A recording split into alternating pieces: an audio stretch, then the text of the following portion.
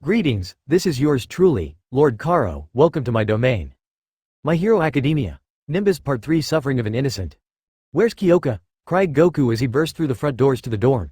He stopped in his tracks and darted his head back and forth before realizing that only Deku, Kirishima, Uraraka and Sue were present. Oh hi guys. Goku. Right on time, breathed Deku in relief before turning his phone screen around for Goku to see. We've been summoned, you could say. Why, what's up? Asked Goku in confusion. His fellow classmates looked between each other before turning back to him. Something's come up, bro. Something bad. Sir Night-Eye is calling in multiple pro-heroes and our agencies are part of that. Did you really not get a notification? Kirishima explained. Goku shook his head before looking at his phone. He immediately had a look of disbelief on his face. He had received a message from Merco that simply read, "We've got a job to do, Spikes. Teaming up with others for this. Hate that. Only just found out. Get your new costume, kid. Time to have some fun." Yep. Just got it. Merco's gonna be on the mission too, Goku said as he rolled his eyes and pocketed his phone. That being said, he couldn't help but chuckle. He knew it was going to be fun. Merco? Really? Thought she hated teams. Uraraka mused and Goku waved off her concerns. She does. Believe me, I know. She'll probably hear them out, agree and then go off on her own. It's what I do if I came across a group of powerful enemies, you know? Goku laughed before rubbing his chin. My new costume, huh? I'm not sure if it's finished yet. Besides, I need to apologize to Kyoka right away. Goku went to run past the four in front of him, but they blocked his path. Goku, they're all busy. Jiro probably just wants some alone time. You can apologize tomorrow or later. Just give it time, Deku said with his hands out. He'd immediately noticed Goku's body tense and was quickly trying to defuse the situation any way he could. Fine. I guess I can wait, relented the spiky-haired boy, and with that his body relaxed. But the moment I get the chance, I'm taking it. I'll change quickly, message Bulma and meet you guys outside. That cool? No worries, bro, said Kirishima with a thumbs up. The other three nodded and on cue Goku made for his bedroom to change. He placed his costume in the case, messaged Bulma and ran downstairs again. His phone went off and he pulled it out to check whether his blue-haired friend had replied yet or not. To his joy she had, and it was good news. Hi Goku. Her costume's all good to go. I think it looks great, come pick it up later if you want. Hope it's what you expected, can't wait. The smile on Goku's face and the glint in his eyes were only outshone by the red outline his body was emanating. He noticed it in the mirror. As he admired it, it suddenly disappeared. Oh come on, he groaned. He quietly opened and closed the doors to the dorm where the other four students were patiently waiting for him. With a nod the five of them made for Sir Night-Eye's agency. There were heroes everywhere. Whatever was wrong, it was serious. Fat Gum, Ryukyu, Rocklock and of course Merco were a handful of the heroes present. In fact, Merco's presence shocked even some of the other heroes. Her reputation for not working in teams definitely preceded her. Didn't expect to see you five here, came the voice of Aizawa as he approached his students who were now in their hero costumes. Goku was still slightly disappointed that he wasn't in his new one, but he wanted to show it off on this mission. Mr. Aizawa, we didn't know you were going to be here, replied Uraraka in surprise. When I'm on hero work call me Eraserhead, was the response. They were soon interrupted by a third party. Yo Spikes. What did I say about the costume? Called Merco as she approached. Goku scratched the back of his head in embarrassment. Well, it's finished, but this seemed important and therefore took priority. Don't worry though. I'll definitely wear it on the mission, he explained. Merco rolled her eyes and then grinned. You better. You've hyped it up, so you best not disappoint, kiddo, she laughed. Goku went to reply but was interrupted by the arrival of Sir Night-Eye who beckoned everyone to follow him into the meeting. It was large.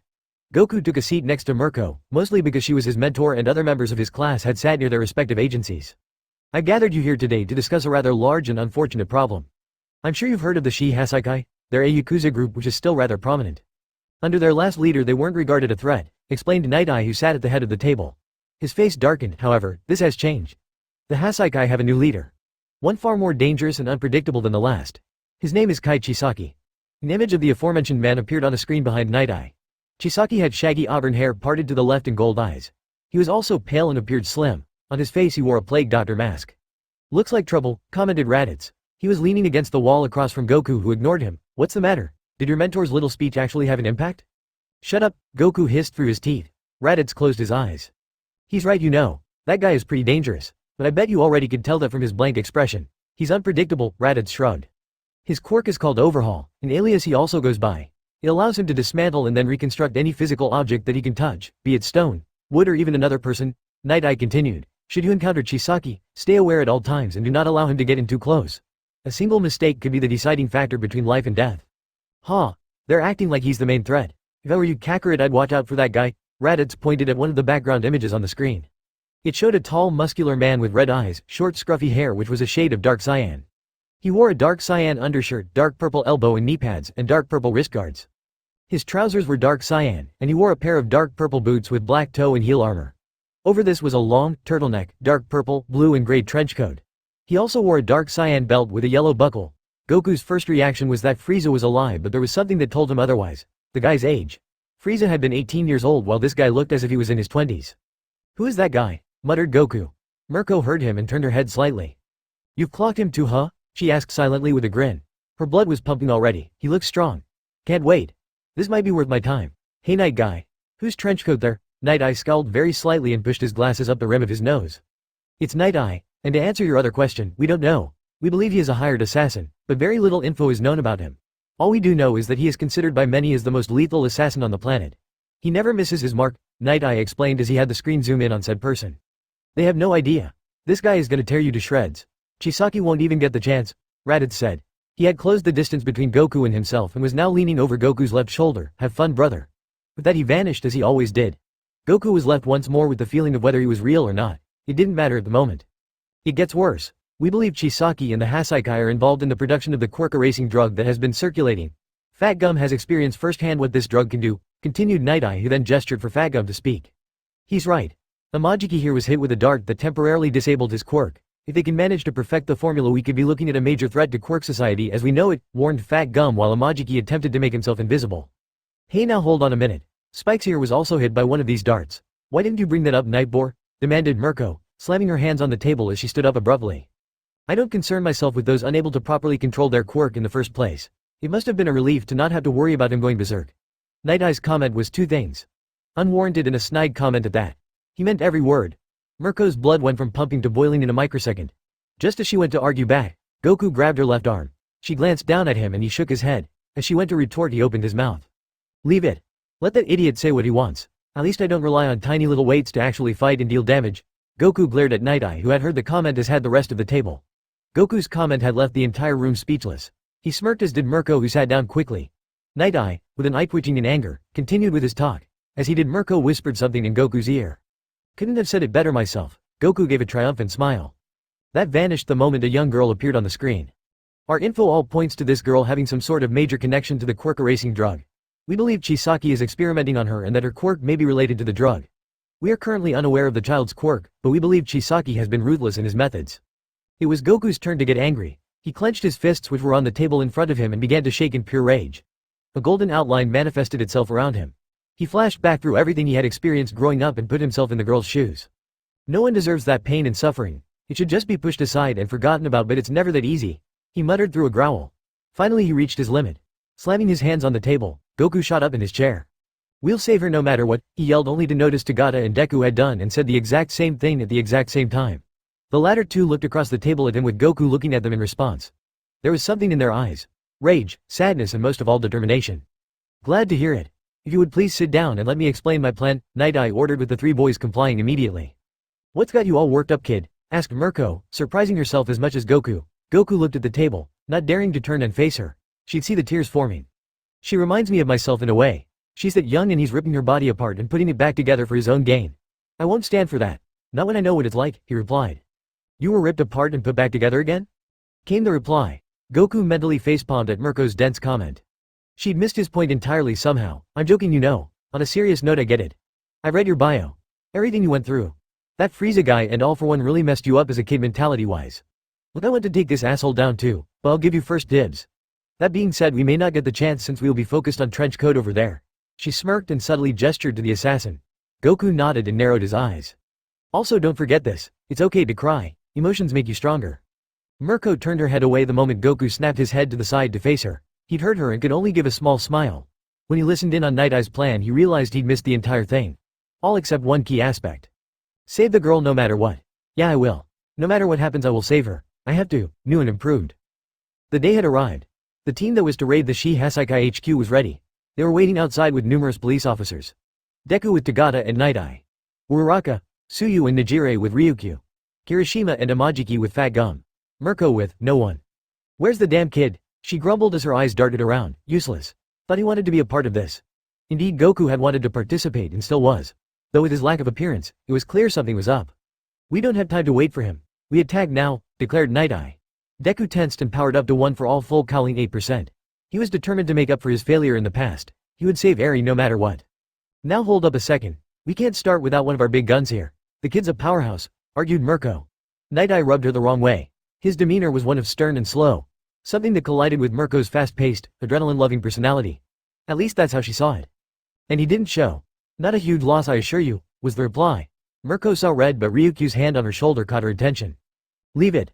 I believe he will show. We just have to be patient, assured the Dragoon hero. Goku's not one to miss out on something like this. He'll be here, agreed Aizawa.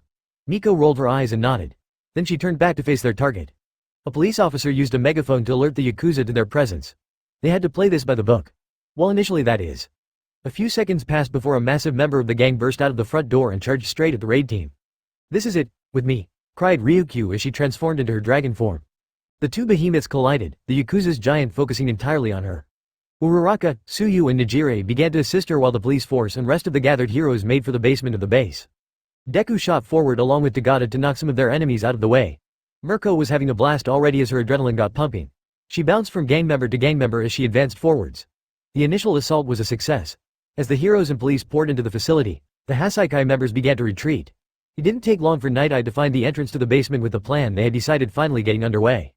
I haven't had this much fun in like ever, cried Merco in glee. You say that every time, replied Aizawa in a disinterested voice. He wasn't wrong. He was so confident in this that when Merco said it again just after Amajiki volunteered to deal with 3 members of the Yakuza by himself, Aizawa simply pinched the sides of his nose. Then he realized that it was quiet, too quiet. This place will be your graves, screamed a voice that echoed throughout the entire compound. Almost immediately the hallway began to morph and twist. Routes were cut off. Walls appeared to separate the teams and doorways opened up to show more gang members. Aizawa, look out, warned Fat Gum as he leapt to push Aizawa out of the way of a beam of concrete being shot at him. Aizawa grunted and turned around to see Fat Gum blown into another room that was immediately sealed off. When Aizawa looked around to see who remained, he realized that Kirishima had also vanished. Most likely when Fat Gum had, which meant 2 people had died for him and paid the price. Damn it, he said through gritted teeth. Don't go soft now, Erasure. The fun's just starting, remarked Merco. The look in her eyes whenever she got fired up was still very much there but had now been amplified by the more dire situation. Let's go deal with. She never finished the sentence as she was suddenly hit by another pillar. Unable to get clear in time, all she could do was watch as she was separated from the team. The opening sealed and she found herself in a lit room. Alone. A fact she didn't mind. If I kill Merco, I'll gain the respect of the boss and every other member of the underworld. Came the sadistic voice of the only other person in the room with Merco. The heroine turned and faced him. Her eyes immediately opened in shock. In front of her was the spitting image of Frieza with some major differences. For starters, his eyes didn't show anywhere near as much evil and he appeared considerably weaker. Appearances deceived though, he also appeared slightly shorter. His skin color was the same as Frieza's with the same blood-colored eyes. The lines going down from each eye remained but were a dark blue instead of purple. His hair was a bright, bolded blue which matched the center of his chest armor in color. In fact, his skin type armor was different too. Rather than being simply white and purple, his chest guard was white with the aforementioned blue center. His arms were blue, and his legs past his knees were the same white as his chest guard. His upper leg armor was a black, dark gray. His hands shared the same blue as his arms while his wrist gauntlets were white. Not as threatening as Frieza but still a concerning sight. Well, for anyone who wasn't Merco, that is. What's this? You some sort of Frieza wannabe? She burst into laughter and held her hand over her eyes as she tilted her neck back. Her laughter echoed throughout the area. This figure clenched his fists and tightened his jaw in anger. You dare compare me to Frieza? I am his superior in every way, screamed the Frieza lookalike, and I recall he lost to a child, right? Well, weakling. All talk and nothing to show for it. Yeah, he did. Lost to a strong kid by the sounds of it. His empire went into chaos, right? Didn't take long for it to be properly dismantled. Merco shrugged with a grin. By the way, who are you exactly? The figure crossed his arms over his chest and grinned. Frieza was my cousin, the last of my bloodline. I am all that remains. You may call me Frost, he revealed. Without a break, his aura shot to life and he rocketed towards Merco, who simply stood her ground. As Frost threw a punch, Merco stepped to the side and roundhouse kicked him in the back. The villain crashed into the ground but got straight back up again and shot some death beams. Being related to Frieza meant that they essentially had gone through the same experiments to give them multiple quirks and make them stronger. It also meant Frost hadn't revealed his true power yet. I'm getting bored here, admitted Merco as she effortlessly dodged the death beams. Frost snarled before smirking. Very well. Let's make this worth the time, he said as he began to power up. His aura roared to life and his skin turned white. There were bound to be other changes but due to his body armor they weren't visible. Once he had completed his transformation, an explosion ripped through the air and Merco barely got clear in time. Now the real fight begins, screamed Frost as he appeared behind his victim and shot her clean through her left shoulder. Merco grunted in pain and flipped over him with her feet planting in his back. Using all her leg strength she pushed off Frost, disorienting the villain, and then pushed off the wall she landed against to deliver a powerful kick to his head. Frost crashed into the ground. Instead of getting up straight away like last time, he began to growl in anger. The ground began to explode upwards and he swung his left arm behind him at the same time he turned his upper body to face Merco. The rubble in the air was blasted straight at her. Child's play, she smirked as she sprinted towards Frost despite the condition of her shoulder. She maneuvered around the debris and thrust herself off the ground. She threw a punch with her right arm, confident she would collide with Frost. That was when Frost smirked. He simply moved to the side and gently brushed her side with his right wrist. The skin contact went seemingly unnoticed by her as she landed and turned to land another blow. With her feet firm on the ground she went to throw a powerful jab only to falter just before connecting with Frost's face. Her sight went blurry and her body began to shut down, motion-wise. Her legs wobbled for a few brief moments before buckling under her weight. She collapsed to the ground face first, desperately trying to push herself back up with her hands. Her eyes were shaking uncontrollably and with each attempt she fell back to the floor. On the bright side the pain in her left shoulder had numbed. Ho ho! The great rabbit hero. Merco has fallen to an invisible enemy, grinned Frost as he approached her. She just managed to lift her head, the anger plain to see. The hell did you do to me? She growled with Frost stomping down on her back in response. A little paralyzing agent that I injected into you through this here needle. He pointed at his right wrist and with what little vision Merco had, she could barely make out thin needle dripping with some sort of purple liquid. So you're not as strong as Frieza but you compensated, she muttered loud enough for him to hear, you sneaky bastard. Well you could say that I guess. Anyway it's time this little fight, if you can even call it that, reaches its conclusion. Frost pointed his right index finger at the back of Merco's head, the purple energy building up. Merco cursed herself for being easily caught off guard and desperately tried anything to keep fighting. I like to call this one, Chaos Beam. Goodbye, hero. Frost never got the chance to fire the beam as a flurry of yellow blasts rained down from the sky around him. The villain stepped back from Merco and whipped around wildly to see where the attacker was coming from. Who dares? He threatened. Then he saw it. A shadow loomed over him from behind. He turned but was unprepared for the strike that greeted him. The right arm of his attacker swung down and connected with Frost's face. The villain was helplessly smashed into the ground. He screamed in pain and as his body recoiled into the air from the impact, the figure grabbed him by the throat, swung him around and launched him at a wall. Merco, aware of her savior, felt her strength return, something she could only assume meant the poison's effects were wearing off. As she stood the dust from the initial attack dissipated and she smirked when she saw who it was. Took you long enough Spikes. Goku stood up straight with a determined look on his face before turning around to face her. His demeanor changed almost instantly, and he closed his eyes with his signature goofy smile. Sorry about that. Lost track of the time and took a detour to get my new costume from Bulma. What do you think? He asked with a nervous chuckle. Merco looked the costume up and down before giving it a thumbs up of approval. Goku's costume had been massively overhauled. Where his orange and blue gi had once been, was now a black form-fitting short-sleeved shirt and black martial arts trousers, with black kung fu shoes and stockings. Over that he wore a flowing red vest with a long backside that was secured with a blue obi tied over it at his waist and blue armbands. Now that's what I expected from you kid. This Bulma knows her stuff, Merco complimented and Goku's face became a calm happy one. He gave a small smile. Yeah she does. She decided to nickname it Zeno, or something like that. I think it looks great, he agreed. Zeno huh? That's my new nickname for you kid? Merco grinned and Goku rolled his eyes. Then his mentor showed confusion. Wait, how'd you find me? I can sense key signatures, remember. The moment I noticed yours was weakening I made a beeline straight here. Who did I hit by the way? Some sort of Frieza wannabe? Asked the boy in deep thought. It's Frost you pest, screamed the aforementioned villain as he shot a chaos beam straight towards Goku who simply batted it away with ease. He turned to face the villain and his face hardened. He had gotten serious. Merco had to admit that somehow the new costume had made him grow up. Sure he was still a goofball at times, but he was in serious mode rather than energetic mode. Frost huh? Also his voice had deepened slightly which confirmed Merco's observation from before. You related to Frieza or something then? I'm his cousin, don't compare me to him, cried Frost as his red eyes began to glow. Goku remained unfazed. How do you know of Frieza child? It was Goku's turn to smirk. I'm the one who put him down permanently. Frost recoiled in fear and shock. Goku went super and slowly approached the relative of his family's murderer. It was you? Stay back. I mean it, stay away from me, pleaded a now terrified Frost. As Goku got within inches of him, Frost grinned and attempted to hit the teen with his needle. One prick would end this. Luck wasn't on his side unfortunately. Goku grabbed Frost's right wrist and then grabbed his left wrist when Frost tried again. He began to squeeze and twist. Frost howled in pain and fell to his knees. Please don't kill me, I'm sorry, he cried with tears of fear. Goku pitied the sad excuse for a villain he saw before him. Not taking his eyes off Frost, he addressed Merco.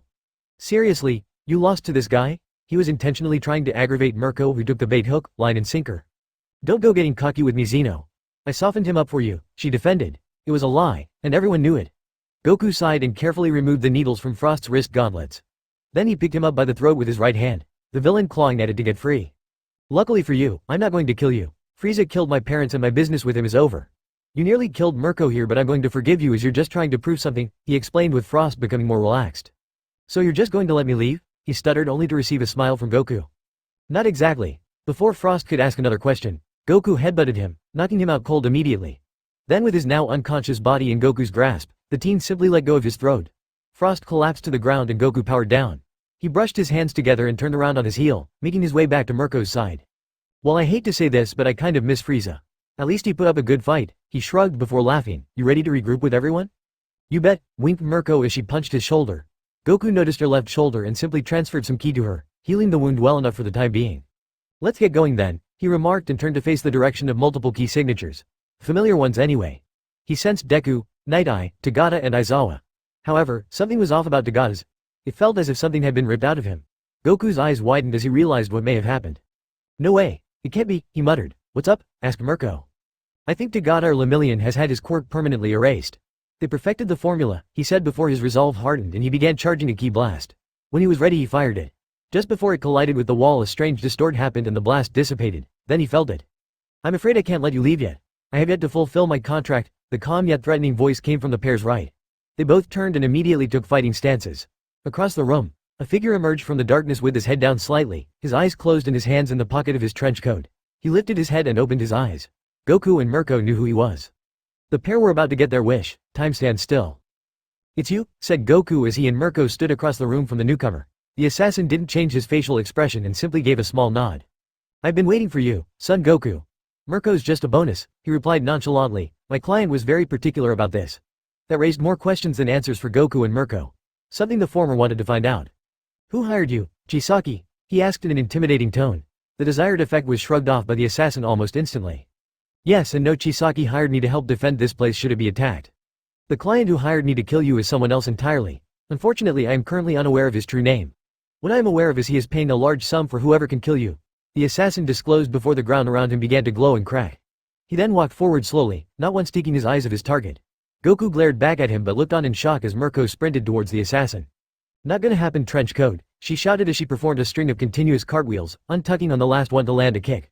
From her positioning there was no way she could miss. Then both her and Goku felt it.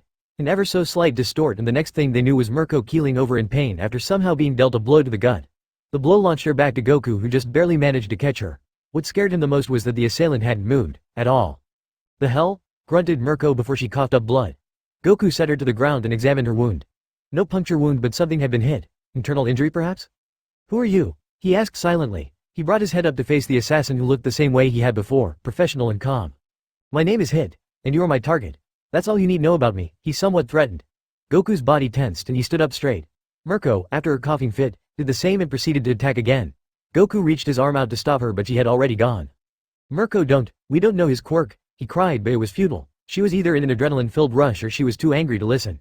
Cheap shot. It won't happen again. She smirked as she zoomed past him and bounced off a wall to attack from behind. Hit closed his eyes and the same distort happened again. This time he appeared behind Merco and punched her square in the back. Blood spurted from her mouth yet again and she went skidding along the ground. Goku looked on speechless before his anger overtook him. He yelled and transformed into his super state. Hit watched him as he blasted towards him before sighing. Goku threw a punch, felt the distort, felt the blow and fell out of his flight aura. He stumbled along the ground before turning around and throwing the right hook, only to again receive another unseen blow. This time it was Goku's turn to cough up blood. He wiped it from his mouth and clenched his fist in anger. How are you doing that? I didn't even see you move, he noted as he faced Hit. You're not going to get any answers from me I'm afraid, replied the assassin as he readied himself again, still with his hands in his pockets. That was what Goku noticed. His hands are always in his pockets. That couldn't be it, could it? He thought to himself before transforming into Super Ascended. I need the extra power and speed. Goku launched himself forward making sure to keep an eye on Hit's hands. When he was hit again without seeing the attack, he simply attacked again, and again, and again. Each attack was met with an unseen counterattack from Hit and by the end of the onslaught Goku was bloodied and bruised. He began to pant heavily as blood dripped from some of his wounds and from his mouth. Give up. I'd rather not make this any worse for you than it already is, said Hit in a somewhat sympathetic tone. At least it sounded sympathetic, he could have been warning Goku. Goku grinned before turning around and throwing his strongest punch yet. Hit sighed and as before the distort happened. As usual, Hit threw a punch, this time aiming for Goku's heart to fulfill the requirements of his contract. Then it happened. Goku moved. Instead of throwing his punch, he opened his hand up and grasped Hit's arm. He gave a small smirk and proceeded to gut punch Hit with his left arm. Hit gasped for air and reeled back, a look of shock on his face. He removed his hands from his pocket and clutched where he had been hit. How? He gasped only to meet Goku's triumphant smirk. Your quirk is something with time isn't it? It was pretty hard to figure out. But I got it. It was just a matter of trial and error. he remarked, wiping the blood on his forehead away with his hand. He attacked again with Hit employing the same technique again. His blow was once more blocked by Goku, who responded with a kick which Hit barely caught. However, the attack grazed his cheek and a small droplet of blood appeared. Hit stepped back in surprise. Your quirk lasts 1/10 of a second when you use it. All I had to do was predict your moves after you used the technique, Goku revealed, and Hit glared at him before reluctantly closing his eyes and smiling. Huh? What's the matter? Nothing. I found a worthy opponent. No wonder the payment was so high. You truly are remarkable, Goku. Hit admitted, and Goku smirked, accepting the compliment. Then Hit removed his hands from his pockets and took a fighting stance. However, I don't intend to fail. Didn't think so, Goku sighed in annoyance. He took up a fighting stance as well and his aura flared to life. Let's do this. The two clashed, and while Goku kept up initially with Hit's technique, he soon began to falter. Hit had increased his own power, and constantly trying to predict his moves was draining Goku's stamina quickly. Hit landed consecutive unblockable blows on Goku, who responded with a charged ki blast. Hit dodged out of the way, with his next blow bringing Goku to one knee. He then rushed the team, prepared to finish the fight once and for all. As he neared, Goku smirked. All yours, he said. Hit was met by a powerful kick to his head and was sent flying away. Merco had regained consciousness and was ready for round 2. You alright, Zeno? She asked, helping the boy to his feet. Well, I ache all over and there's a good amount of blood. Oh, also I'm exhausted and nearly at my limit with holding this form. Apart from that, I'm good, he sarcastically joked. Merco grinned and turned back to face Hit, who was standing up. Well, thanks to you I now know how to hit him, she remarked before whispering loud enough for Goku to hear. Rabbit ears for the win. As usual, Merco sprinted towards Hit, who placed his hands back in his pockets and prepared to distort time again. The distort happened again and Hit made his move. Not this time, clamored Merco with a bright smile, her eyes brimming with excitement. Hit was caught off guard once more as Merco proceeded to slam him against a wall and just wail on him. Hit did his best to block each blow and received a roundhouse kick to his side that sent him skidding on his feet to the side. Merco attacked again and once more countered his quirk. It was at this point that Hit was beginning to lose his temper. That's not possible. You're predicting my time skip as well? He questioned. Despite his anger, he still spoke in the same tone and appeared to keep his cool. Merco crossed her arms, laughed and grinned. Nah, it's a lot less confusing than what the kid did. I'm just using my ears to hear for when your muscles tense when you use your, what did you just call it? Ah yes, your time skip. Fancy quirk name if I do say so myself, she revealed rather arrogantly. Goku facepalmed. Why did you just tell him? He asked, and Merco rolled his eyes for only Hit to see. Well, you told him how you did it and he fought better. I want that same effect, she countered before dashing at the assassin, who used his time skip again. Once more Merco heard his muscles tense and countered. This then proceeded to happen a third time and Hit was backed up, wincing in pain. I thought you were the world's deadliest assassin. Guess not, she mocked and made for him again. She heard his muscles tense and attacked. However, Hit smirked, and just before Merco connected with him, he sidestepped to the left and brought his right fist to Merco's stomach. The heroine coughed and spat out bile before dropping to the ground and keeling over in pain. Hit then laid into her. Each blow was unblockable. Merco stumbled back and hunched over. Goku could only watch in horror. She was now in worse shape than him. Merco, get back, he cried before wincing in pain and inhaling deeply from exhaustion. Merco stood still and simply glared at Hit, who stared back. Hit finally closed his eyes and decided to finish the fight. He opened his eyes and brow his arms up in front of him, bent at the elbow, hands balled into fists and with one arm in front of the other. He then took a stance with his legs. This is the stance, he declared before lunging forward and striking Merco. For Goku and Merco, time seemed to slow down, with the only notable change being once Hit had mysteriously turned away from Merco with his hands in his pockets. Then time restarted. Merco was barraged with unseen, unblockable and extremely powerful blows, with the combined impact knocking her away. She crashed back down onto the ground, with Goku unable to tell if she was conscious or not. Her key signature was weak. He didn't touch her, he whispered in fear. That was far from the truth. After the initial strike, Hit had used his time skip to rapidly attack Merco's vitals, making sure not to kill her, from different angles. Due to his quirk, Hit saw each blow as a purple beam of light protruding from Merco's body. After landing the final blow, Hit turned around quickly, placed his hands in his pockets and closed his eyes. Then he deactivated his time skip. I continue to improve, he commented shortly after Goku's inaccurate observation. Something you also continue to do, Goku. I know not why my client wants you dead, but I never fail. Hit approached Goku, who, using his remaining strength, stood and threw a punch. Hit effortlessly dodged, without the use of his time skip. Just before he struck Goku in the chest, the teen opened his right palm and fired a powerful ki blast into the air. Hit assuming it was either an accident or failed last-ditch effort. Goku collapsed to his knees from pain. Believe me, Goku. I take no pleasure in ending the life of someone as young as you. It's just a job, he said reluctantly. It's a shame to end the life of someone so gifted. You fought well. Goku lifted his head to look Hit dead in the eyes, with the assassin responding by placing his right index and middle fingers over Goku's heart. One strike was all it would take. They both knew this. No, leave him alone, said Merco weakly as she stood up. She stumbled from the pain and was close to passing out. Hit gave her a quick glance before returning his gaze to Goku, who stayed silent. Merco. It was an honor, declared Goku quietly. Even in the face of death he stayed strong. Goku closed his eyes and accepted his fate. Hit sighed and prepared to finally fulfill the requirements of his contract. His right arm tensed. Merco used the last of her strength to lunge towards her ward. She was too slow. Goku! She screamed in despair. Hit struck Goku in the heart and the teen gasped in pain. He coughed up blood, reverted to his base form and fell to the side, dead. Merco stumbled and fell beside him. She proceeded to do something that no one would ever expect. She began to clutch his body and cry. She cried harder than ever before. She knew not why, but she just had to cry. No, Goku. Come on, kid. Wake up. This can't be how it ends for you, she sobbed. Hit looked unsympathetically before turning around. Come back here, you bastard. He stopped in his tracks and turned to see Merco slowly getting to her feet. You aren't in any condition to fight. Enough blood has been spilled today. My contract is over. Hit was eager to leave. He had mixed feelings about what had transpired. He couldn't help but feel that he had made a mistake by taking the contract. But it was a contract and he always fulfilled contracts. You son of a bitch. You killed a kid and now you're going to leave like nothing happened?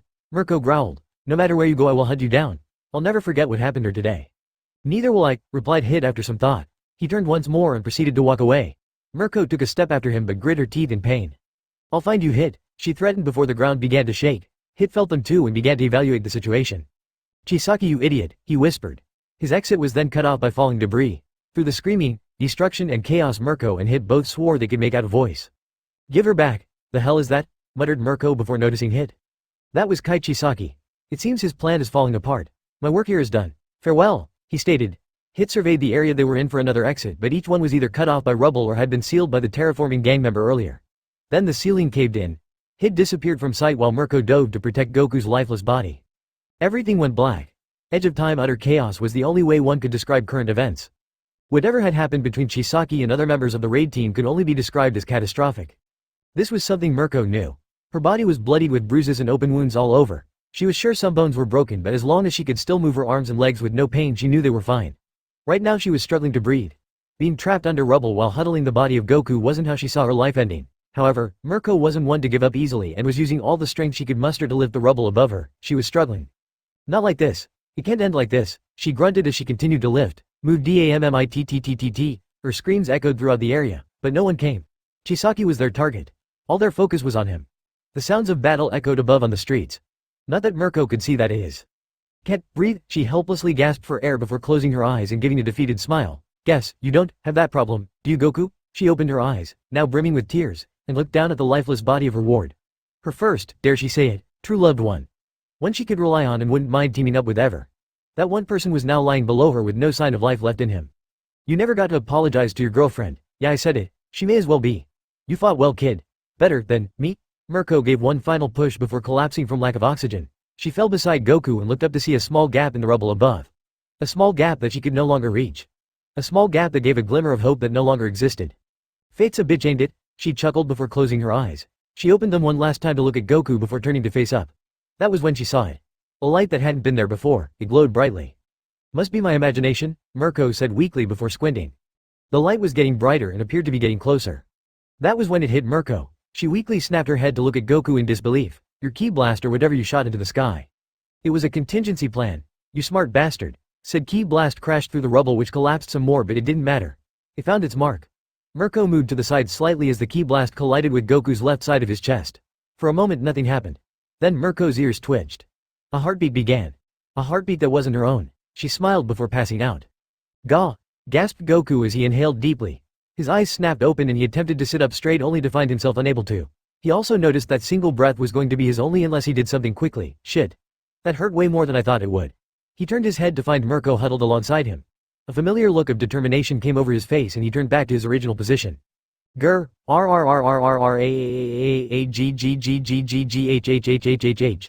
He roared as his clear aura burst to life. I will not let anyone else die. The power he emitted blew the rocks off of him and Merco, with many being turned to dust. As the dust began to clear, the faint golden outline of Goku in his super state could be seen holding Merco by her arm over his shoulder. Both stood there alive. Merco coughed and inhaled deeply before passing out from exhaustion. I've got you, he whispered before walking away from their temporary prison. It proved difficult to pull Merco along, so Goku picked her up bridal style to not waste energy. The ki blast had revitalized him and given him enough energy to possibly sustain Super Ascended. How long he would be able to sustain it was a different matter entirely. For now his super state would suffice. Blasting his way through rock and debris, Goku eventually came across Frost's corpse. It had been mangled beyond repair, with the then unconscious villain being unable to escape. Goku pitied him. For what it's worth, I wish I could have saved you, he mumbled before continuing on. When he reached a clearing, he placed Merco down on the floor and collapsed to his knees next to her. That was when he saw it. The blood that was splattered across the floor and protruding rock. There was even an arm. One that once belonged to Sir Night-Eye. Goku vomited to his side at the sight.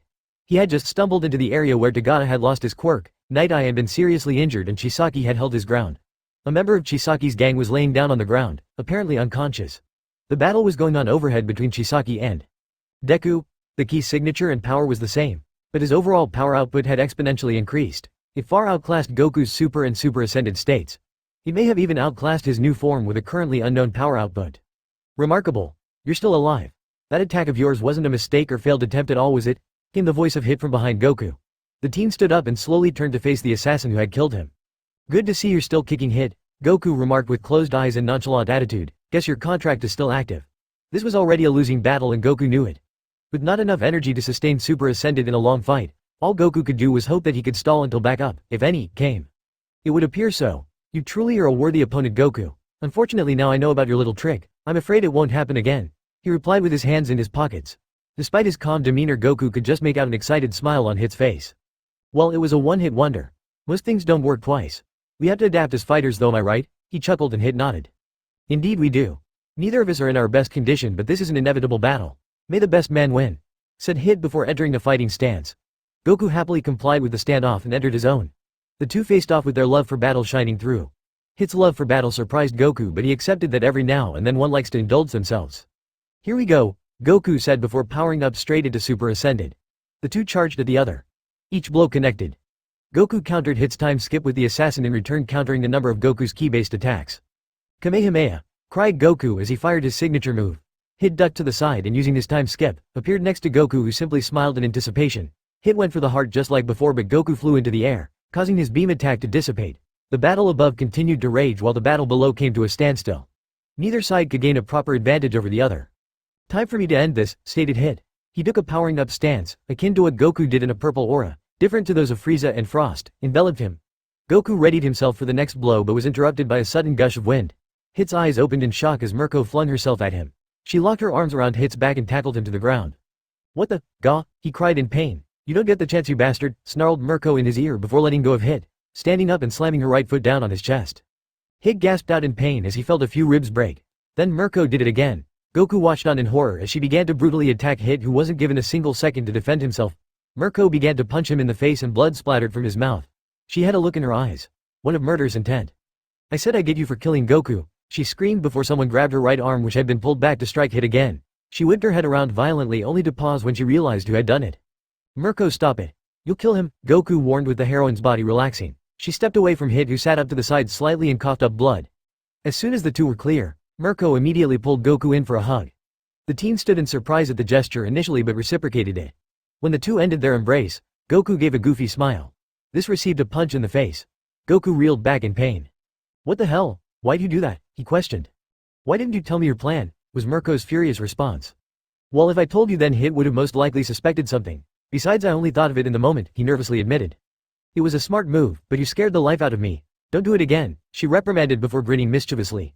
Goku rolled his eyes and laughed. Guess we should beat this guy then, huh? Yeah, can do. Though doubt it will be easy, replied Goku before glancing over to Hit, who was making his way to his feet with a determined look in his eyes. Time to end this, he said before having his purple aura spring to life once more. So what's with the aura? Asked a curious Merco as she prepared for battle. Despite wincing in pain, she was still going to fight regardless. Not sure. I think it means he's gotten stronger somehow. I reckon his time skip is going to improve. I could barely keep up when he first pushed his time skip, so I've got little chance of keeping up if it evolves more. Plus I'm running on fumes, Goku explained gravely. Want to use that new form of yours? Asked Merco. Don't know the stamina drain, which means two things, he started. Firstly, I may not have enough energy to access it. The alternative is that I may drop out of it as soon as I transform. Too many unreliable factors, he replied before an idea popped into his head. An idea that he immediately grimaced at. That look means you've thought of something which isn't a particularly good idea, is it? She asked sternly. Goku shook his head. Hit's aura was growing larger with every moment. They were running out of time. My idea could potentially work, but not for long, Goku revealed before he grimaced even more. Then there's the major downside. It could potentially rip me apart. Not gonna let you do it then. Merco metaphorically put her foot down with a glare. Goku turned back to face Hit. Sorry Merco, but it's not your call. This is my decision to make. I have to try it, Goku retorted sternly. Hit's aura was beginning to stabilize and he appeared under physical pressure. I can only hold this for a minute. Let's finish this, he stated before taking up a fighting stance. Merco grit her teeth in frustration. Fine. Do it, she relented. Goku nodded and began to charge up his energy. His golden aura blared to life.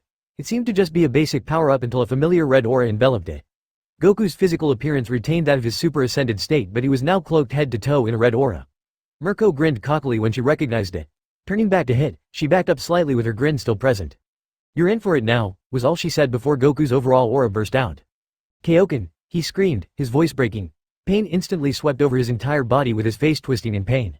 He slowly took his fighting stance and mere seconds later both he and Hit engaged in battle. Hit's time skip had a massive power boost. Goku's combination of Kaioken and Super Ascended was allowing him to keep up but only for a short time. The teen landed a clear blow on Hit pushing the assassin back but not for long. He attacked again and used his time skip. The world around the three, Merco being included, began to freeze and crack.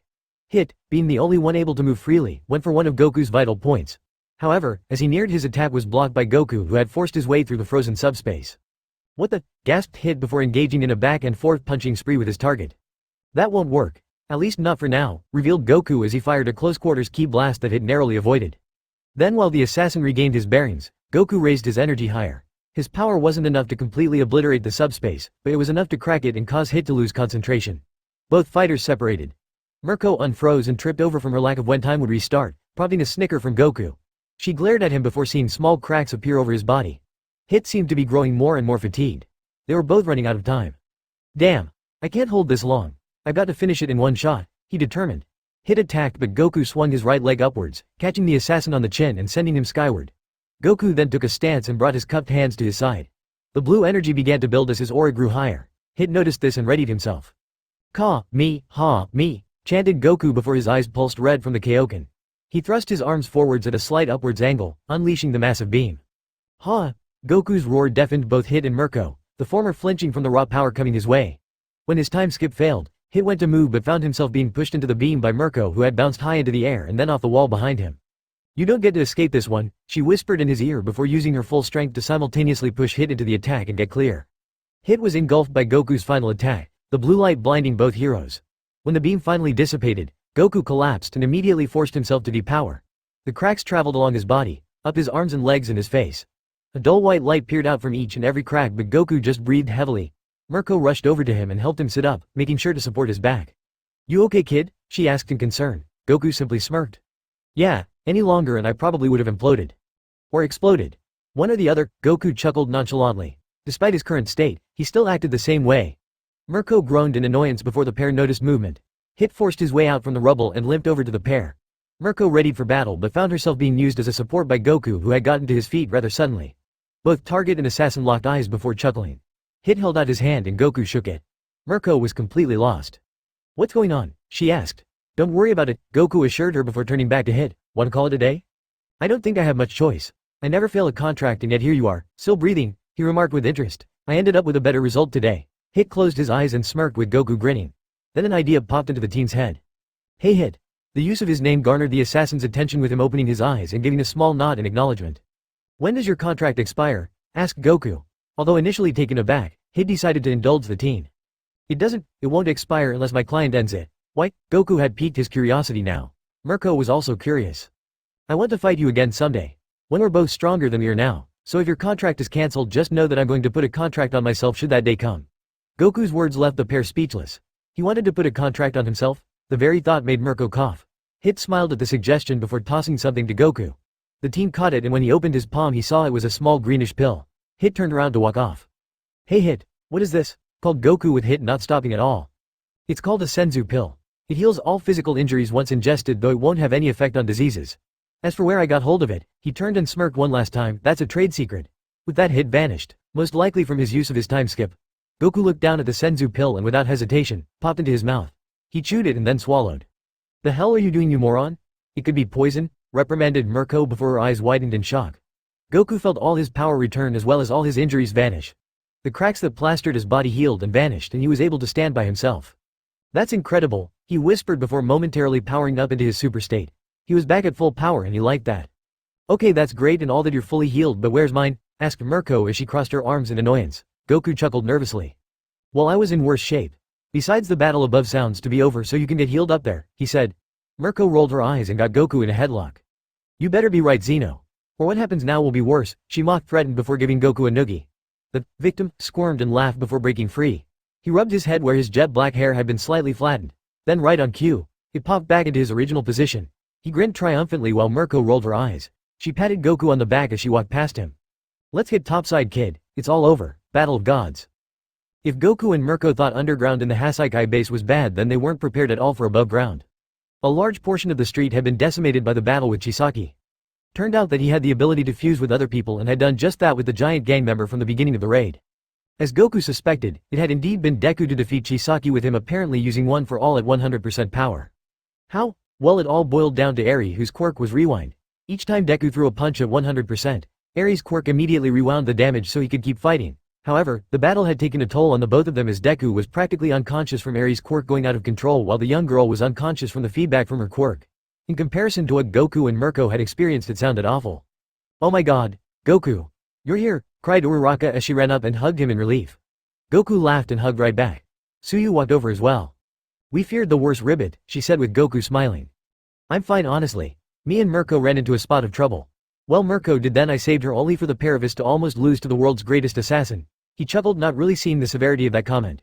Uraraka and Suyu looked at him in horror before he waved their concerns away. We managed to beat him, and in return he agreed to face me again someday when I'm older and stronger. Xena let him go. Merco rolled her eyes with her ward's classmates giving him questionable looks.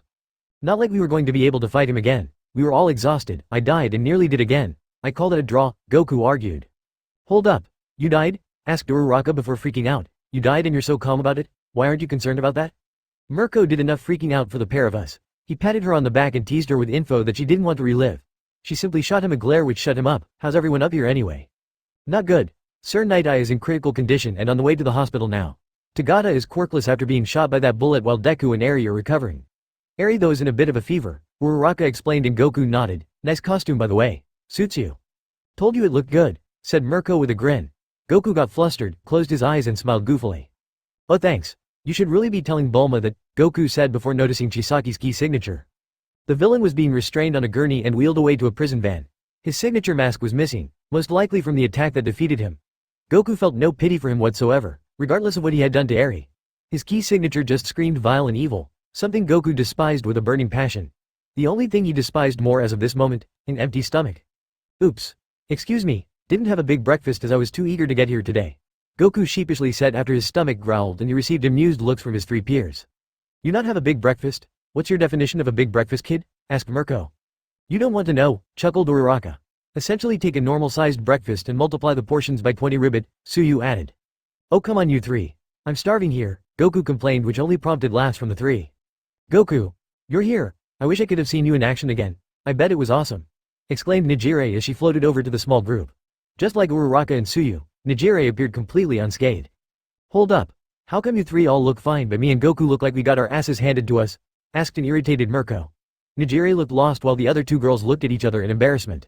Well, technically after that Senzu I look completely fine, so you're the only one that looks like you had your ass handed to you, Merco? Goku chuckled cheerfully. Merco grew angry and attempted to hit him, but he simply dodged and flicked her in the forehead. She then had what can only be described as an adult tantrum. It was rather humorous to watch despite the surroundings.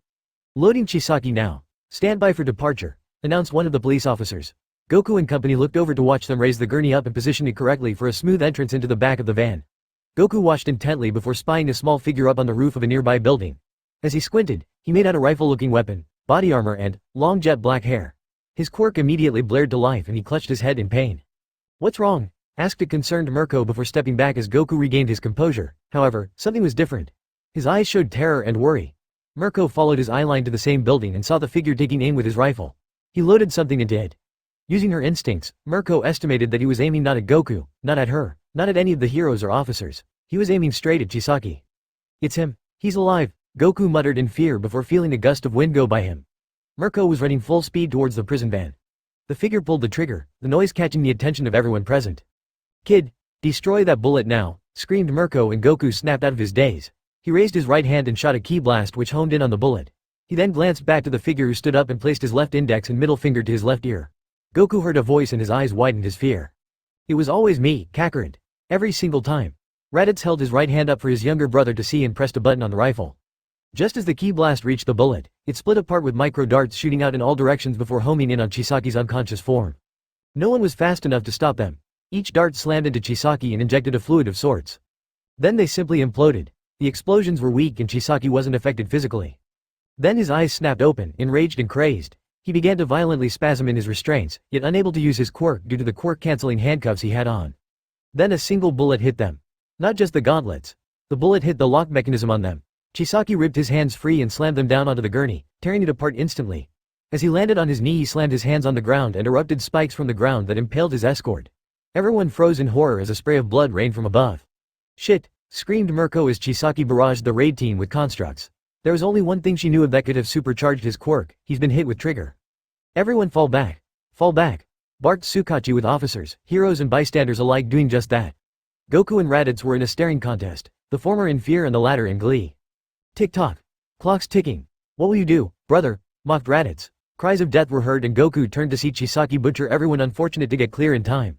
Limbs went flying and blood and guts were scattered. "Where is SHE?" he screamed in his craze before spotting the little girl the heroes had worked so hard to save. She was being led away by some medics. Chisaki lost it and rushed at them using his upgraded quirk. The first doctor screamed as Chisaki grasped his head and ripped his body apart while the others were either impaled on spikes or fled for their lives.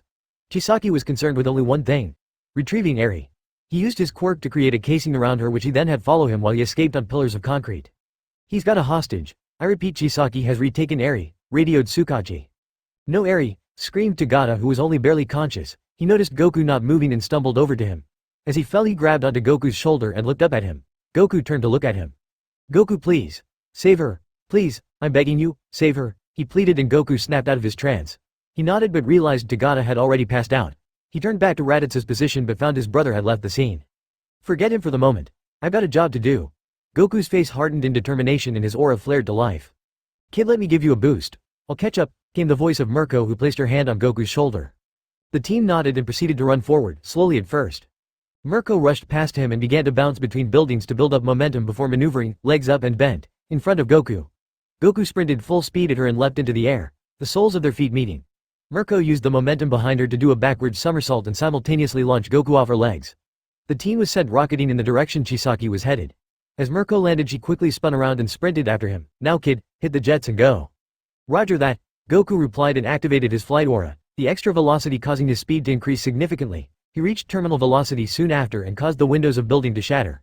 A sonic boom was made. "Wow, that was badass," muttered Merco before going as fast as she could. Goku blasted forward, despite his speed gradually dropping. It didn't take him long to catch up to Chisaki, and rather than go to the villain's side, he ran straight into him. Chisaki grunted in pain as he was knocked from his pillar and landed on the ground, making sure to dig his hands into the ground to slow down. He tensed and created a mass of spikes that honed in on Goku. The teen hovered and went super ascended just as the spikes reached him. Rubble fell to the ground and Chisaki was hit by the spray of rock. "Got to get Eri clear," was the first thought to go through Goku's mind. He flew over to the casing that held her and blew one of its sides out, revealing the unconscious girl inside. She looked terrified despite being completely unaware of what was going on. Goku picked her up and flew away as the structure collapsed. He landed a ways off and gently placed her on the ground, making sure he supported her neck. As he tucked a lock of her hair behind her ear, he sensed Chisaki's power rising. He turned around quickly only to be met by a stone pillar that batted him away. Goku crashed into a convenience store and noticed the people still inside. "Get out of here, go, run, get as far away as you can," he ordered, and they eagerly made a break for it. Goku turned back to face the hole his entrance had just created and got serious. "It's not gonna be pretty." His golden aura blared to life and he blasted back through the hole and straight towards Chisaki, who prepared himself. The villain threw more pillars of stone at Goku, who dodged around them, being forced to destroy them in some cases. He neared and prepared to strike Chisaki in the face. However, the villain held up his hand to grab Goku's arm, forcing the teen to abandon his strike. He instead dodged to the left and roundhouse kicked Overhaul in the back. The villain stumbled forward before swinging around and slamming his right hand to the ground.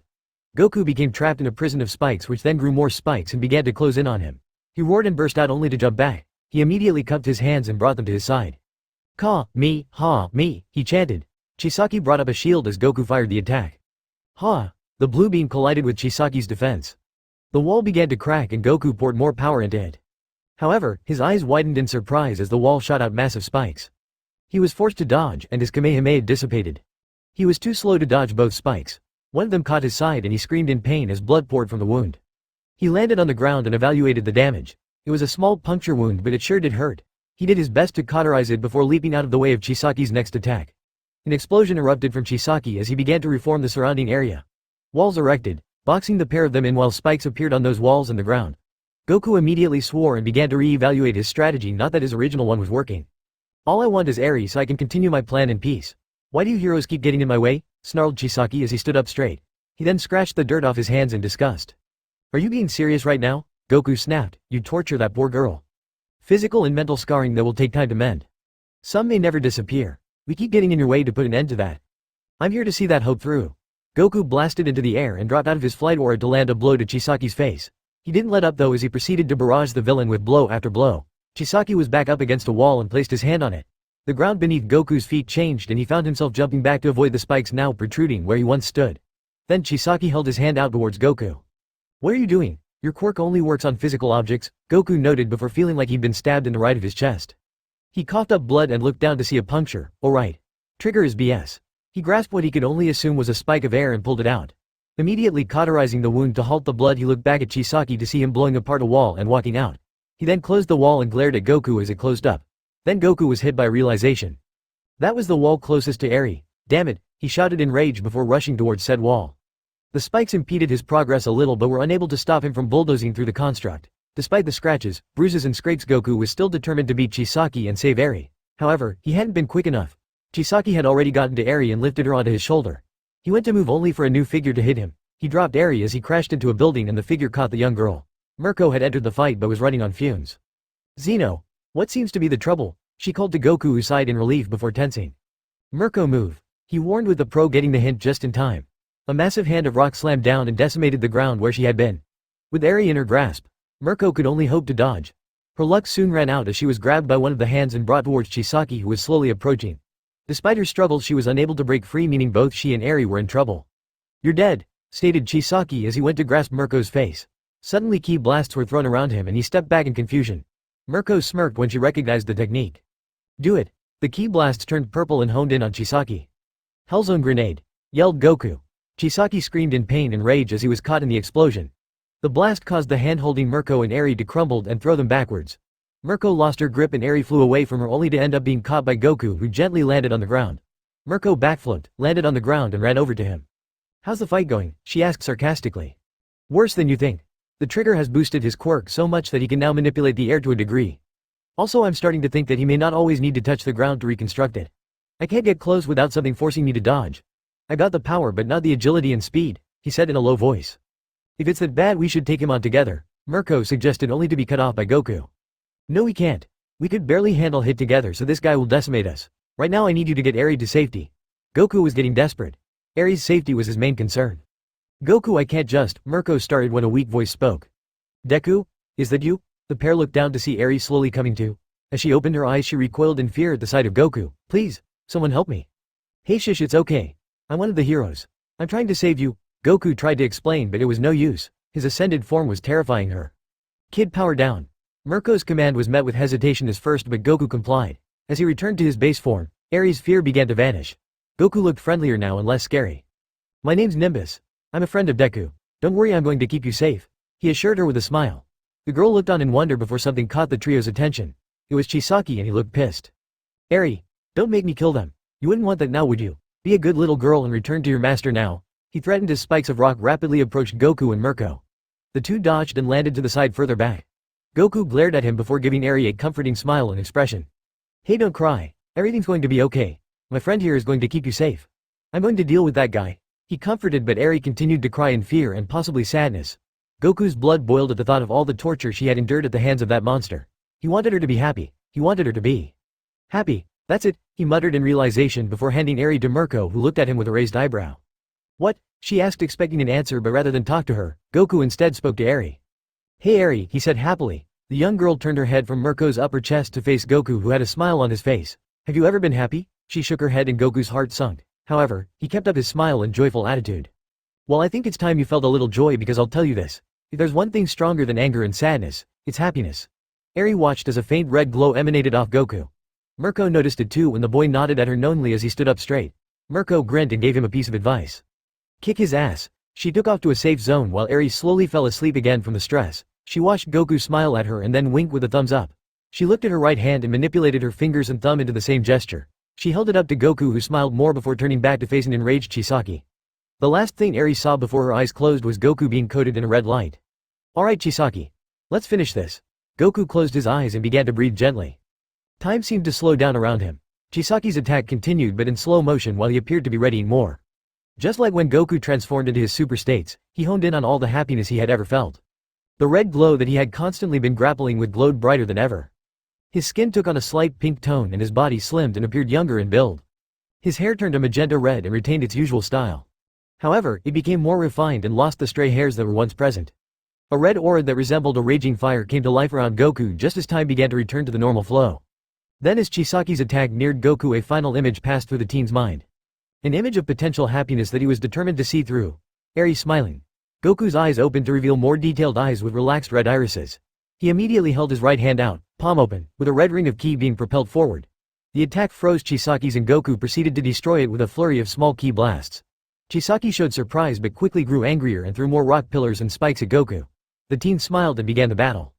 I'll kill you, I'll kill you, I'll kill you, screamed Chisaki while Goku effortlessly dodged everything coming his way. He jumped into the air, prompting Chisaki to launch a pillar towards him. Goku grinned happily and dodged over it before sliding down. He closed the gap between himself and Chisaki quickly and landed a powerful blow square in Chisaki's chest. The villain made a noise in pain and surprise before coughing. Goku's blow had knocked the air out of him. Haha, it's working, I can't believe it's working. This is amazing, Goku exclaimed in excitement.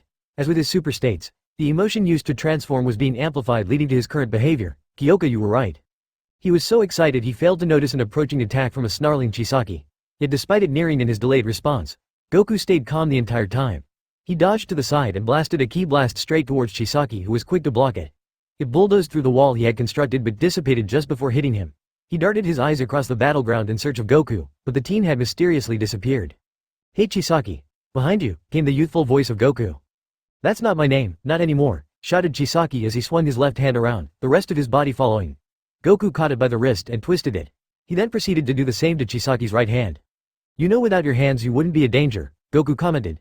Chisaki showed fear in his eyes but Goku laughed it off. Not that I'm going to cut your hands off or anything, I'm not like you, I wouldn't enjoy it one bit.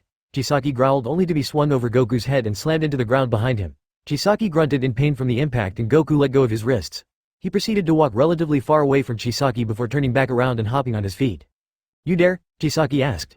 Yep. Goku's response pissed Chisaki off to no end and he immediately got to his feet. He turned around to see Goku cheerfully waving at him before getting slightly more serious. I will tear down this society of heroes. I'm not finished yet, he screamed. Pillars of concrete lifted him into the air, and he began to summon the largest amount of stone spikes yet. He also formed a massive rock construct around his right arm. He began to switch between a hand, a mallet, a mace and other handheld weapons. His sanity was beginning to slip away but this last-ditch effort told Goku one thing. The trigger's beginning to wear off. Goku stopped hopping and looked at his hands. He balled them into fists before coating his right hand in red ki and smirked. He then rushed at Chisaki, not bothering to fly. Chisaki threw everything at him. Goku weaved through the onslaught of rock spikes and even evaded some of Chisaki's air spikes. He ducked under one, kept his momentum and continued on. The distance between the two was rapidly disappearing. Goku gave Chisaki a look and spoke. You want a world without quirks? He ducked under another pillar and blew an oncoming one apart. One where you and your organization will be gods. Chisaki turned the construct on his arm into a mallet and slammed it down where Goku was. The teen dodged to the side and then leapt onto the construct. He sprinted up it as the red ki around his right fist became more powerful. Then as he reached Chisaki he was flung into the air when the villain lifted his arm. Goku gained his bearings in the air and made eye contact with the crazed gang leader. The red ki around his right fist finished charging. Well, this is what transcends a god. Chisaki's eyes widened as Goku finally activated his flight, his raging fire aura bursting to life. He blasted down towards his target, Chisaki sending one final attack his way. Goku barrel rolled to the left, avoiding the attack and continuing his trajectory. He pulled his right arm back and threw his most powerful punch ever. Chisaki was unable to do anything as Goku's superpowered fist collided with the left side of Chisaki's face. The villain was sent crashing into the ground below, with all his constructs crumbling. Goku somersaulted forward on his rapid descent and landed on the ground by Chisaki. He crouched down, making sure to stay wary at all times, and checked for movement and a pulse. The pulse was found and Chisaki's eyes had rolled back in his head. He had been knocked unconscious. Goku stood back and shook his right hand. Enjoyed Tartarus, overhaul. What comes next? It was finally over. With Chisaki's defeat came the conclusion of the Shihasaikai raid and the threat the Yakuza posed to society as a whole.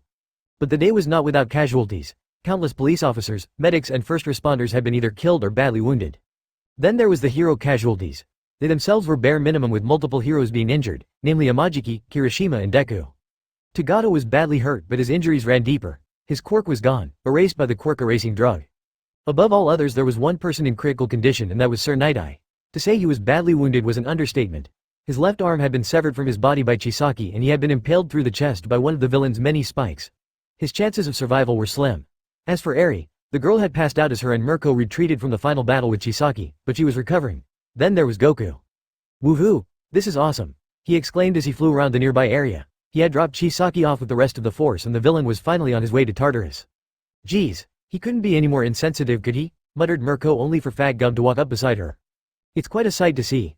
I've only really seen him as the warrior born from rage, so it's a nice change of pace." Fat Gum had used up all his stored fat during his battle against one of Chisaki's strongest, causing him to appear slimmer than usual, though that being said, it's about time he stopped. "Yeah, I guess it is. Hey kid, get down here and power down," called Merco, with Goku landing in front of the pair mere moments later. He was buzzing and had a massive smile on his face. "Kid, I said power down. Don't make me knock you out. Like you'd be able to keep up with me now. I'm the hare in this tortoise and the hare team now."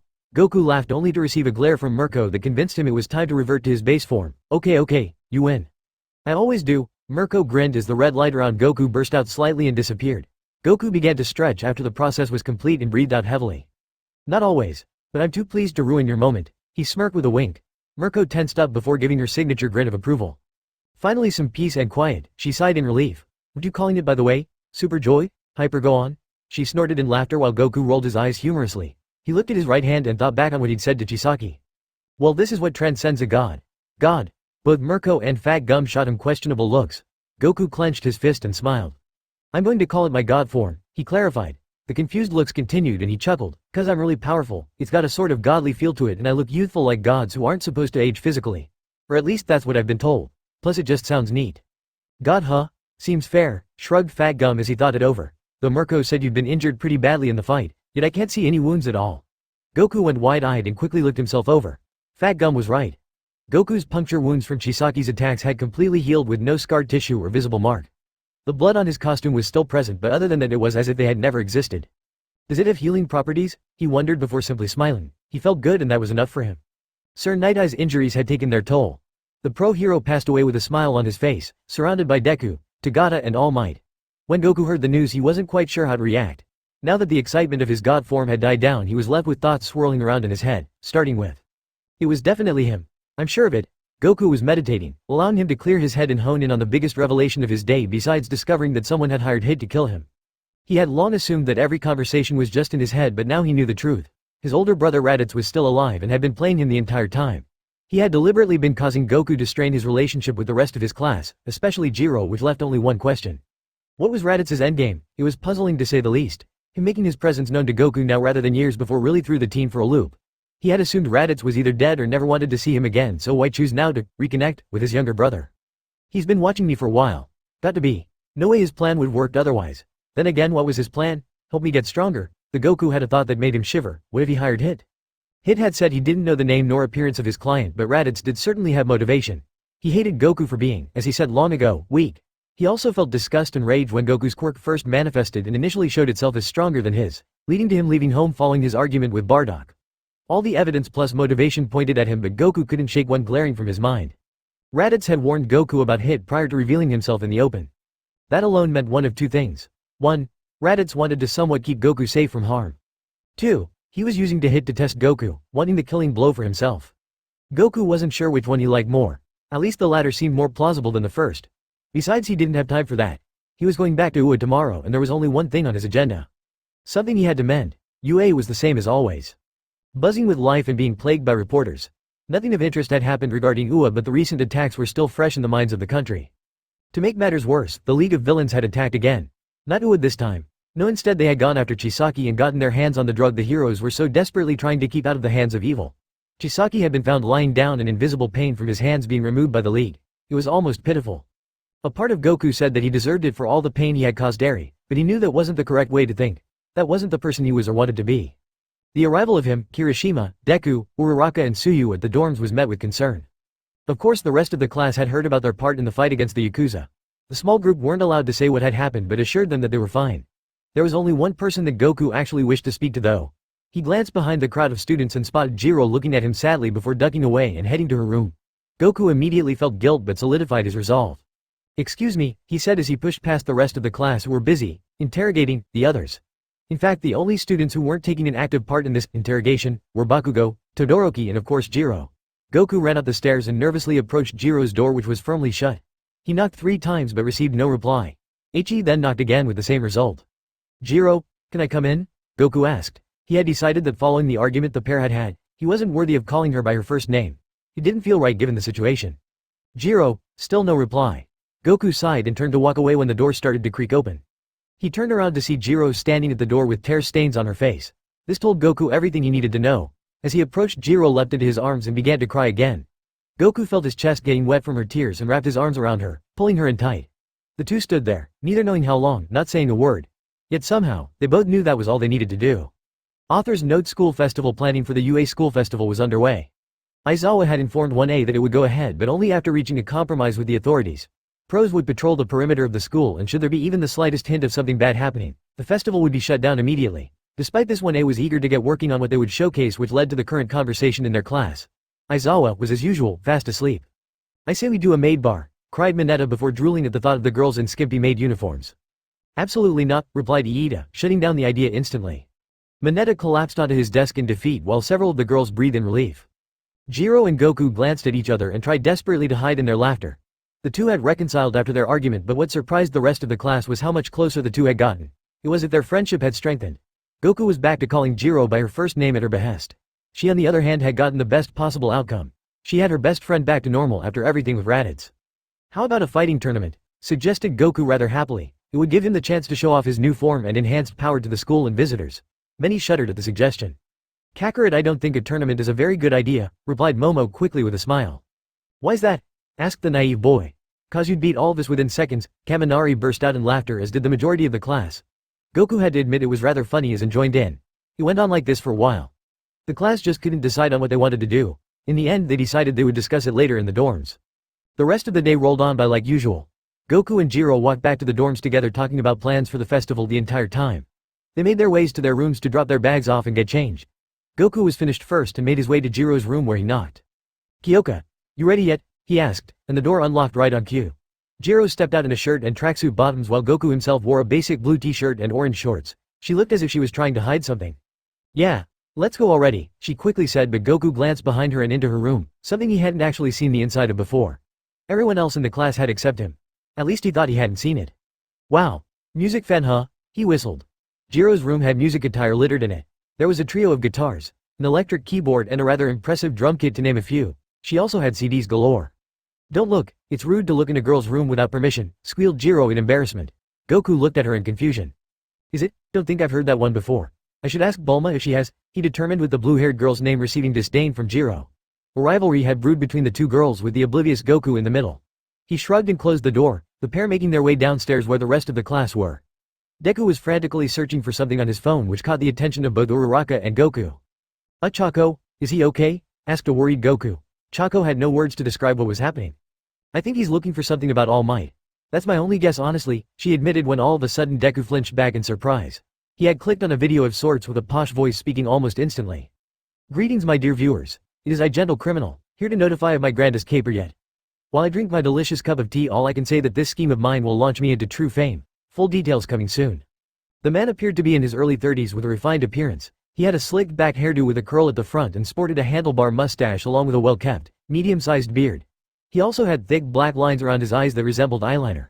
His clothes were quite extravagant, featuring a dark purple jacket with enlarged collars and coattails, a pair of loose, pinstripe trousers and 2 belts. He also wore a pair of cuffs and a woolly scarf. Not gonna lie, that's lost me." Goku came out with earning a look from both Deku and Uraraka. Confused you? Not the entire video?" asked Uraraka before smiling in amusement. Goku nervously laughed before a voice sounded in his ear. "Enjoying yourself?" Goku's body tensed up and he clenched his fists, not knowing if it was in anger or fear. He turned his head slightly and saw Raditz smirking wickedly at him. As per usual, only Goku could see him. "So this is your new thing then? Torment me with some sort of invisibility device?" Goku growled. "Maybe, though I should warn you that while no one else can see me, I am still very much able to harm each and every one of them. The pain I'll cause you will be worse than anything you've ever experienced. Except maybe one single thing. Raditz approached Goku and circled him like a predator circling its prey. "What are you going on about?" asked a slightly confused Goku. Raditz tapped the side of his forehead with his right index finger, smiled evilly and then pressed a button on his earpiece. Then as soon as he had arrived, he clicked another button on his right arm guard and vanished. Invisibility cloak or some sort of teleportation device. Goku didn't know, and honestly he didn't care, for something else caught his attention instantly. He pulled out his phone. He had just received a message from an unknown number, a message that read, "All the pain you felt on that day, don't tell me you've forgotten." Goku's eyes widened in shock and then turned to sadness with tears brimming in them. Under the message was a date he knew all too well, one he had forgotten about in all the commotion of the last couple of days. The visible change was noticed by Jiro, Deku and Uraraka instantly. "Goku, what's wrong?" asked Jiro as Goku pocketed his phone. He turned to face the three of them and, with sadness in his eyes and voice, asked another question. "When is the school festival again?" The trio looked at each other. October 12th.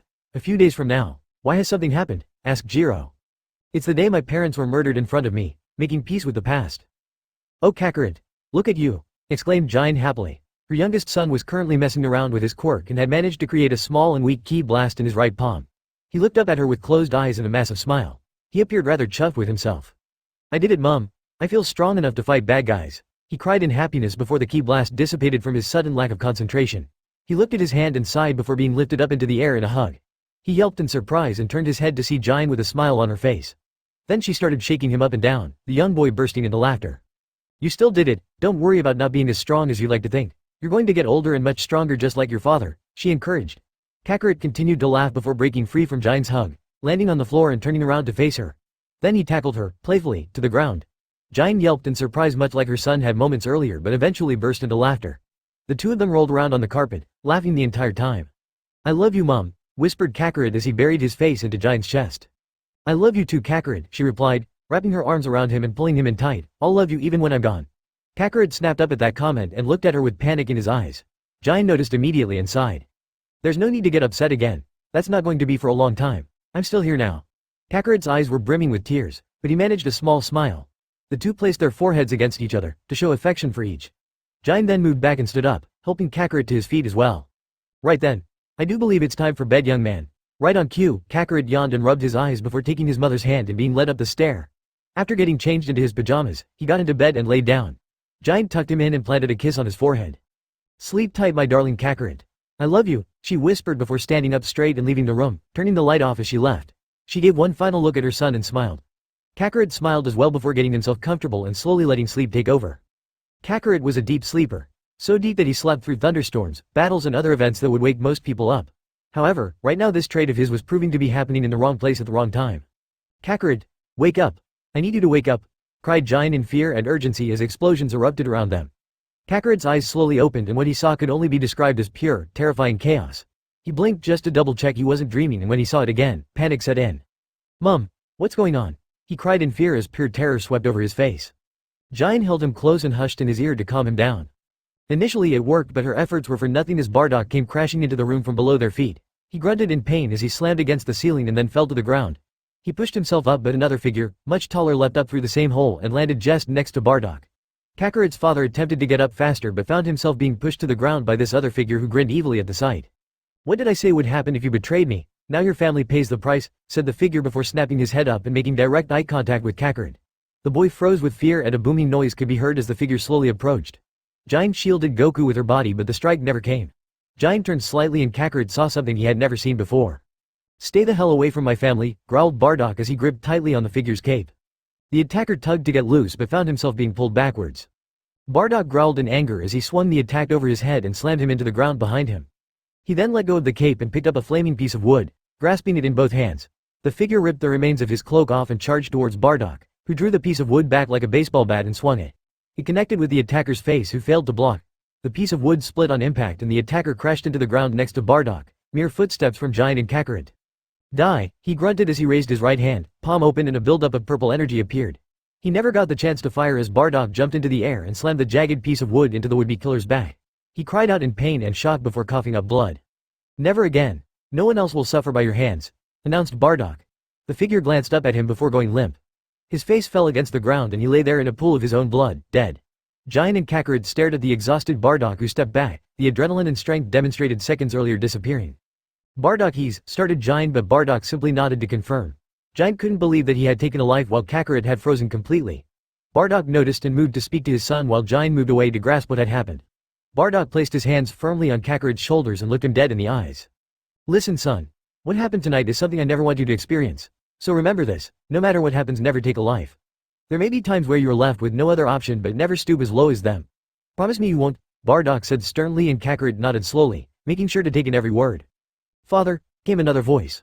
Bardock turned to see a boy about 3 years older than Kakarot, staring at the body of his now deceased father. Bardock tensed in fear as the boy was overcome by rage and his power shot out. You miserable insect! He screamed before blasting towards Bardock, who pushed Kakarot out of the way. As Kakarot felt time seemed to slow, he heard his father yell for Giant to grab him and run before turning and giving Kakarot one final smile. Stay alive, son. Then like that Giant scooped him up and ran. Bardock was instantly vaporized by the child, who fired a massive energy ball as he charged the older man. Kakarot cried out in horror, fear and sadness as he saw his father vanish, never to be seen again. Giant held him close and continued to run. The house was beginning to crumble around them, and they just barely managed to escape as it collapsed. Giant found a small wicket basket with a lid that they had once used for carrying fruit and veg in and hid Kakarot inside. Stay hidden. I will always love you, she whimpered as tears streamed down both their faces. An explosion erupted from behind her and she turned to see the child from before lift the rubble that was on top of him with ease. Knowing she had little time, Giant picked up the basket and hid it behind a pile of debris. Kakarot had burst into tears by this point and Giant was doing her best to calm him down. She took his right hand and placed Hit against hers. This single action had the desired effect. Kakarot stopped crying and looked at her with wide, yet sad eyes. She gave a sad smile. Don't forget us, Kakarot. Giant closed the lid and ran out to gain the attention of her husband's killer. The child's glowing red eyes pierced her own, but she stood brave. Kakarot watched on in terror as the child raised their right index finger and shot a single, concentrated beam of pure power through her heart. Giant coughed blood before collapsing to the ground lifeless. He took everything Kakarot had to not scream out in despair. Instead he began to cry silently. Footsteps approached and his panic multiplied. The lid on his basket began to open, but rather than see the child who had just murdered his parents in cold blood, he instead saw a man with white hair and a suit. A man that would change his life even more. I broke my promise to you, Dad. Can't believe I forgot about it. I was just so enraged at Frieza and Cell that I failed to give them a chance, not that they would have given me one. I hope you can understand that. As for you, Mom, I still and always will love you. I hope that one day I'll have the same amount of courage you showed all those years ago. I'll never forget either of you. That's a promise I will forever keep. Goku was standing in front of Bardock and Giant's graves. He wore his orange and black jacket, with a white undershirt, light green trousers and brown shoes. In his right hand was a bouquet of flowers which he was gripping tightly. Tears were beginning to well in his eyes, but he simply wiped them away with the back of his left hand. He sniffed before walking forward and placing the flowers down in between the two graves. It was here that he could no longer keep up his act and Goku broke down. He clenched his eyes shut and cried. I'm still here. I'm still Kakarot and I'm never going to forget that you gave me a reason to be a hero. He sobbed before opening his eyes and staring at the graves. I miss you. His phone went off and he pulled it out of his pocket to see that the school festival, specifically Class 1A's dance concert, was due to start in 40 minutes. Goku gave a small chuckle before turning his phone off and placing it back in his pocket. We're doing a weird concert thing for our act at the school festival. My best friend, her name's Kyoka, is lead band member and is singing. She's phenomenal. She claimed that the song she wrote is partly inspired by me, but I think she's just saying that to cheer me up. The song's about everyone in my class and at that school. Everyone who aspires to make a difference. I'm just one of many. He paused for a moment. I think I like her. Like I like her. I'm not entirely sure what to make of it, but when I'm around her all the pain and grief just disappears. She really brightens up my dad. So I think I like her. However, I also like Bulma the same way. It's weird and I don't really understand my feelings. I don't think I can act yet, but I'll think it over. Before I forget, a particular someone made contact with me. Raditz to be precise. After all these years he makes contact to torment me. I'm not sure what he has in store, but I'll be ready to face it no matter what comes. The mood changed and Goku became far more determined. His face looked a lot like Bardock's when he became determined to defeat and kill Cold on that fateful day. Anyway, I'm glad I could come and see you today despite my school festival. I need to get going if I want to make it. Goku unclenched his fists after realizing that he had done so in his short burst of anger. After stretching his hands he smiled at the graves. See you around, Mom and Dad. With that Goku turned around and took his leave, making sure not to desecrate the graves of his parents or any other lost ones. Had he stayed a little longer he would have seen Raditz teleport to the graves of Giant and Bardock, place another bouquet of flowers next to Goku's and stand there silently for a few moments before teleporting out again. The walk back wasn't meant to take too long and it wasn't. Goku had decided that once he left the graveyard he would run to Ua, and initially he had, but here he was, walking instead as he watched the townsfolk go about their usual routine. It was rather nice to see after the recent events regarding the USJ incident, the summer camp attack, All for One and the Shihasaikai raid. People felt safe despite All Might being retired. Well, not completely safe, but still somewhat safe. He'd already been stopped multiple times to have photos with his fans, so imagine his surprise when the next call for him was the last thing he expected. Son Goku. Goku turned around and came across 3 girls, around his age maybe older. One was a slender young woman with shoulder-length hair. She wore an orange hairband with 2 pink gems with a white case outlining them on both ends. She also wore a pink dress with a white collar. She wore a white belt, black leggings and pink high-heel shoes. The girl to her left was a young woman with long brown hair, brown irises and round light green earring. She wore a dark blue dress with short sleeves, light green frills and a light green neckerchief. She also wore dark blue sleeve gloves, dark blue leggings, and high-heel blue shoes. The girl on the first's right was a young woman with purple hair and a pair of glasses. She wore a white hat with a yellow overcoat, an orange skirt, and a white undershirt with long baggy sleeves. The shirt reached to the top of her thighs and also wears red shoes. Her irises were green with black pupils. The middle girl then spoke again. Enemy of love, wielder of rage. We challenge you to a duel to decide your fate in the world. Should you lose you shall be sent to Tartarus for the rest of your days. Goku stared at them, darting his eyes between all 3 of them before looking completely confused. Who are you? Hero 2. So let me get this straight. You 3 are supposedly heroes from another country and you believe it's your destiny to bring true love to the entire world. Also I'm your first target, said Goku with a confused look on his face. The 3 girls stood triumphant and sure of themselves. Can you look them up for me please? I've never heard of them. Goku had turned to one of the onlookers who quickly complied and pulled out his phone. Goku turned back to the 3 girls for a moment. Sorry, what did you call yourselves? Your team name I mean. We are the Kamikaze Fireballs, announced all 3 girls as they took up poses. Brienne de Chateau, Sankaku, Suze Roas. Son Goku. Everyone looked at Goku who had decided to have a bit of a laugh and join in. He once again burst into laughter as he scratched the back of his head in embarrassment. He turned back to the civilian from before and gave him a look. Here's something. The man turned his phone around to show Goku. There was an article about the Kamikaze Fireballs. Alright, and it took everything Goku had to not burst into laughter again. It read. The Kamikaze Fireballs are a self-proclaimed team of pro-heroes that originated in the United States. Their proclamation of fighting for true love is widely regarded as utter nonsense. They are mocked far and wide and in each country they visit they attempt to challenge someone who they deem an enemy of love. Each attempt ends in failure. As Goku read this aloud, the team of girls began to grow embarrassed and angry at the same time. They were being mocked. How dare you? We are true heroes, defended Brienne. Goku tilted his head to the side and gave a small smile. It's cool you think that, but unless you have proof you're not really heroes. The blunt truth caused the 3 girls to brim with anger and annoyance. Goku didn't seem to notice and shrugged it off. Look, I really don't have time for this. I've got to get to like now. I hope you find someone else to fight. Goku gave a polite wave and turned around. As he walked off, one of the girls, Suze to be exact, ran in front of him and blocked his exit. Then Brienne and Sanka surrounded Goku, with the 3 girls eventually surrounding Goku in a circle. You're not going anywhere, evildoer, said Brienne before the 3 of them fired pink blasts from their hands directly at Goku. A pink explosion erupted around him with the nearby civilians getting the hint and making a swift evacuation. The Kamikaze Fireballs stood confident that they had one only for Brienne to freeze as a voice came from directly behind her. Not bad. Had you decided to do this any other day I would have complied, but I really do have something else to do, so if you wouldn't mind. Goku was completely unscathed. He brushed the dust from his jacket and trousers before once more turning to leave. Where do you think you're going? We haven't beaten you with the power of love yet, complained Brienne as she stamped her foot. Goku stopped in his tracks and turned his upper body slightly to look at her. As I told you, I've got something going on today. Specifically something that begins in. Goku pulled out his phone and looked at the time. His eyes went wide in worry. 20 minutes? Oh man, I've got to go now. With that he pocketed his phone and turned to sprint away only to suddenly be blasted in the back. He was sent crashing to the ground but managed to bounce back up and land on his feet. He turned back to see all 3 girls had shot at him. I said I'm busy, hurry up and get out of here, he shouted, his anger rising and the nuisances the Kamikaze Fireballs were turning out to be. Not until we fight. Let's show him the true power of love, girls, Brienne cheered and the 3 separated slightly. They then began to spin around and perform poses as literal love hearts of pink energy came off their body. Then they were interrupted by a flurry of ki blasts from the board and irritated Goku. The 3 girls dodged out of the way and began to glare at him. Goku honestly didn't care at the moment. Why'd you interrupt us? Cried Brienne. We were transforming, you know, agreed Sanka. Yeah, why'd you have to be so impolite? Asked Suze. You think I'm just going to let you transform and get stronger? Sure, I love a fight, but for once I want this over, but by all means go ahead. Do your long transformation sequence and then I'll show you how quick it should be, Goku retorted before facepalming. He'd essentially just told them he'd fight. Gonna have to make this quick. Thank you. From the top girls, called Brienne, and once more the 3 began to transform. As pink light enveloped the area, Goku simply jumped up and down to warm up while also getting anxious about how long he had left. If I miss it I'm gonna be killed. He panicked before the pink light disappeared and the 3 girls showed off their transformations. To say they were weird was an understatement. Brienne had become near spherically rotund and her skin had turned teal. She wore a sleeveless red and green dress with a very thick petticoat underneath it, yellow gloves and boots, and a rubber cap with an antenna-like protrusion. Sue's skin had turned teal too. She now wore orange sunglasses in place of her glasses. She now wore a yellow and white gown with a purple jumpsuit underneath.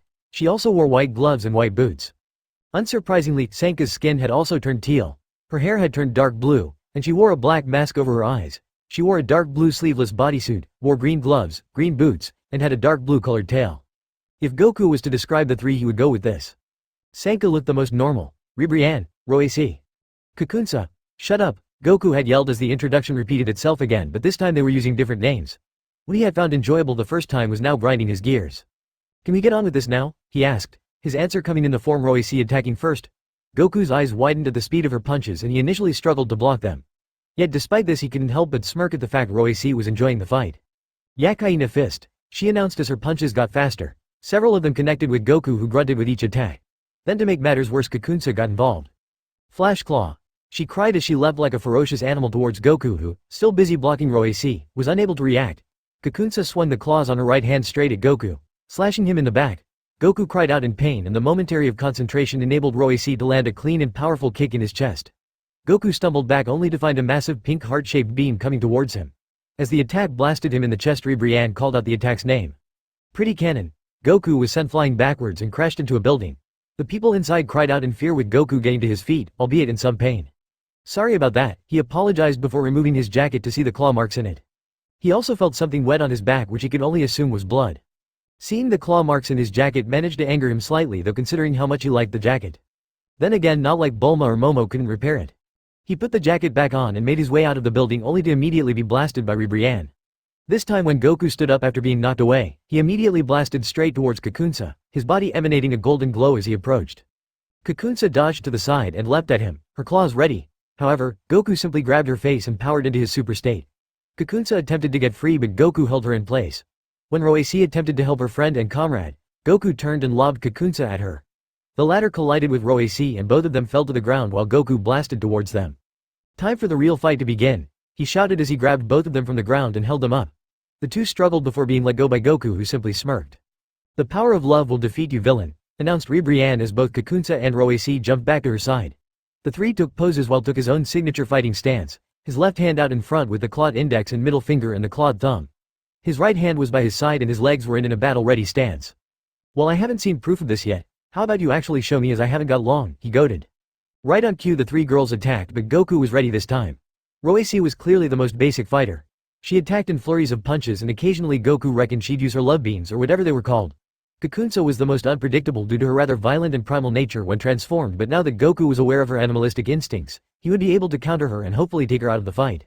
Ribrianne was the strangest. She was clearly the most powerful of the trio, but Goku could sense she was hiding her true strength. Even then, something was off. Like she had multiple tricks up her sleeves. Roacy attacked first with another flurry of punches. However, now that Goku was aware of her fighting style, he was able to block each punch, his enhanced speed helping out as well. Rosie's punches may have gotten slightly faster due to her getting more determined, but she was bound to sleep eventually, and eventually she did. She threw a powerful punch which Goku caught in his hand, grasping it tight.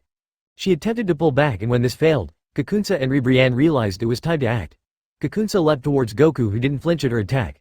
Instead he lifted Roacy into the air and slammed her down into the ground before using the momentum from her bouncing back into the air to swing her around and back Kakunsa away with her. As the two collided, Goku let go of Roacy. He then brought his hands to his right side and began to charge an attack.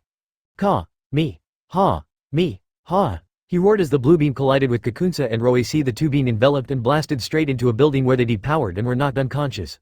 Goku stood up straight and rubbed his hands together only to tense when he felt Ribrianne's key signature approaching rapidly.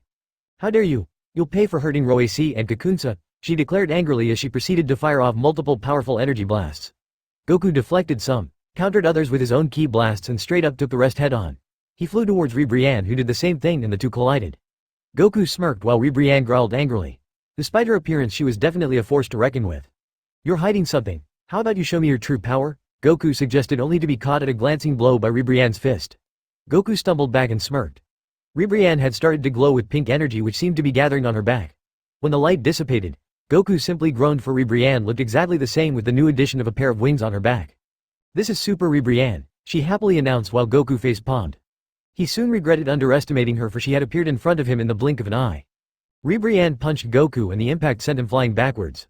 He backflipped mid-air and blasted forward, throwing a powerful punch as he did so. Ribrianne caught it, and Goku, in surprise, pulled his left hand back, charged a key blast and then slammed his hand into her stomach before letting rip. Ribrianne was stunned but practically unaffected. She then used Goku's own trick against him with more successful results. However, due to anger the blast went straight through Goku's side, leaving a gaping hole. Goku coughed up blood and went limp, yet still in his super state. He was then uppercutted away. People looked on in horror as he lay motionless, blood pouring from his wound. Even Ribrianne looked unnerved and slightly horrified of what she'd done. "You happy now, you lunatic? You just killed an innocent kid," cried an onlooker as others began to reprimand and scream at Ribrianne. Some even began to throw things at her. The girl walked over to Goku to check she hadn't killed him. However, what she wasn't expecting was to see Goku with a massive smile on his face. Then a red glow began to emanate around his body. His spiked-up hair dropped and turned magenta red, the style resembling his usual hair. His body slimmed and he appeared more youthful with a slight pink tone. He opened his eyes to reveal them as red. It was the glow in a certain part of his body that surprised her the most. A small red flame that resembled his aura was coming from his gaping wound. "You sure are determined, Brianna de Chateau. What do you know? I never knew there was anyone out there that was that determined and sure of love. So determined, beyond determined. And I don't understand. Somehow I'm just excited. In fact, I've never been this excited in my entire life." Goku's eyes snapped open, he smiled, and a bright red light shot into the air. Ribrianne stepped back and covered her eyes before her along with all other onlookers looked on in shock at Goku who hovered in the air, now in his god form. Goku immediately shot forward towards Ribrianne who was caught off guard by his immense speed. Goku sent her flying towards the group of bystanders who called out in fear only to feel a calming heat as Goku quickly sped towards them, turned around and caught Ribrianne. He then blasted her high into the air and flew up after her. The two came face to face as Ribrianne caught her bearings. Goku was smiling and bubbling with joy while Ribrianne was gathering all the love from across the country to fuel her power. What Goku wasn't quite expecting was for Ribrianne to glow pink and her power to increase. He wasn't worried though and simply prepared himself before noticing the time. He had 5 minutes to wrap up the fight and get to UA, 5 minutes he didn't want to waste. "Time to wrap this up. I've got a little idea," Goku shouted as Ribrianne herself began to charge an attack. Goku flew higher into the air before stopping and raising his hands above his head. He began to gather ki. "Please everyone raise your hands and lend me some of your energy," he called happily, with the people complying almost instantly. Goku felt the energy build up above him and looked up to see a massive spirit bomb. Then he heard sirens which gave him all the info he needed. "This is over. Feel the power of love," exclaimed Ribrianne. In each hand was a large heart-shaped blast which she then combined together and placed in front of her at a slight angle due to where Goku was. She looked more determined than ever and finally fired. "My ultimate technique," she announced. "Ribrianne Eternal Love." The pink beam attack shot out rapidly towards Goku, who had just finished charging his spirit bomb, or as he had just mentally called it, Super Spirit Bomb. "Take this," he cried out as he swung his arms down, the spirit bomb being essentially thrown straight at Ribrianne and her attack. The two attacks collided with a brief energy struggle occurring. One that was in vain. Goku's attack blew through Ribrianne's attack after he poured in more power and neared her. She screamed out not in fear but surprise as it enveloped her and crashed into the ground. An explosion ripped through the area, not affecting any citizens or Goku. When the spirit bomb finally dissipated, Ribrianne had been knocked unconscious and had reverted back into Brianne. Goku had won at last. He depowered into his base form and landed on the ground. "You know Brianne, while you three sure do have the heart of heroes, none of you understood the basics of being a true hero." Goku swung his right arm around and held it out to the crowd who were cheering. Brianne looked at him in confusion. "What would that be if not love?" she asked with slight sadness. Goku smiled. "The faith of the people." With that the police finally arrived and quickly arrested the three girls. Goku stopped the officer holding Brianne. "Hey," he said, the officer turning to face him, "go easy on them in court. They're good people deep down." "I know they are." The officer smiled and tipped his hat before loading Brianne into the van. The doors closed and Brianne looked out to see Goku smiling and waving at her. Even though he had been threatened and called a villain, he still treated them with kindness and love. A different type of love than she knew. That any of the Kamikaze Fireballs knew for that matter. Maybe love comes in all shapes and forms, Brianne thought, be smiling back and raising her cuffed hands to wave. The van pulled away and eventually out of sight. Goku breathed out happily before looking at the time on his phone. His smile instantly vanished from his face and a look of horror swept over him. It was 10 a.m. The concert had begun without him. 5 minutes earlier, Jiro was worried. Goku had promised her he'd be back in time for the concert's start. That was at 9:15 a.m. just before he left to pay respects to his parents' graves. It was now 9:55 a.m. and he was nowhere to be seen. Not good. "Where is he?" she muttered in urgency. She had been prepping her guitar and microphone, but the nerves were beginning to kick in. She hadn't sung in front of so many people before, let alone play music. She had been thinking about a conversation she had had with her parents when she revealed she wanted to be a hero. They had completely supported her decision, but she felt guilty, as if she had let them down by not pursuing music as a career. "If Goku's not here, you'll have to go on without him," Aizawa bluntly stated. He wasn't too impressed at his student's tardiness. "Can't we delay it a little?" asked Jiro, only to immediately receive a blunt shake of the head. Aizawa wasn't going to negotiate. "1 minute. Let's do this," called Kaminari as everyone made for their starting positions. Jiro did the same, silently praying Goku showed up in time. She wasn't that lucky. The stage was set. The crowd was huge. There was only one thing left to do: get the concert underway. Bakugo was just the person to do that. "Let's do this," he shouted, raising his arms into the air, drumsticks at the ready. It was dark but he could be seen and definitely heard. He glared down slightly. "We're gonna murder all UA students with music." He let rip a massive explosion that gave the cue for lights and special effects to begin. Then the music began. The dancers began dancing while Jiro, who was playing her guitar, prepared herself to sing. She moved to microphone. "Thanks for coming out today. What am I to be? What is my calling? I gave up giving up. I'm ready to go. Move, Goku. Move. No way am I missing it. The future's left unseen. It all depends on me. Put it on the line to follow my dream. Yeah." Goku was moving at full throttle just to get there in time. Not allowed to use his flight, he was running faster than he had ever run before. "Tried all my life. I've tried to find something that makes me hold on and never let go." Oh, his destination. The UA dorms where his uniform for the concert was. Hero 2. I am a hero too. My heart is set, and I won't back down. Hero 2. Strength doesn't make a hero. True heroes stand up for what they believe. So wait and see. So wait and see.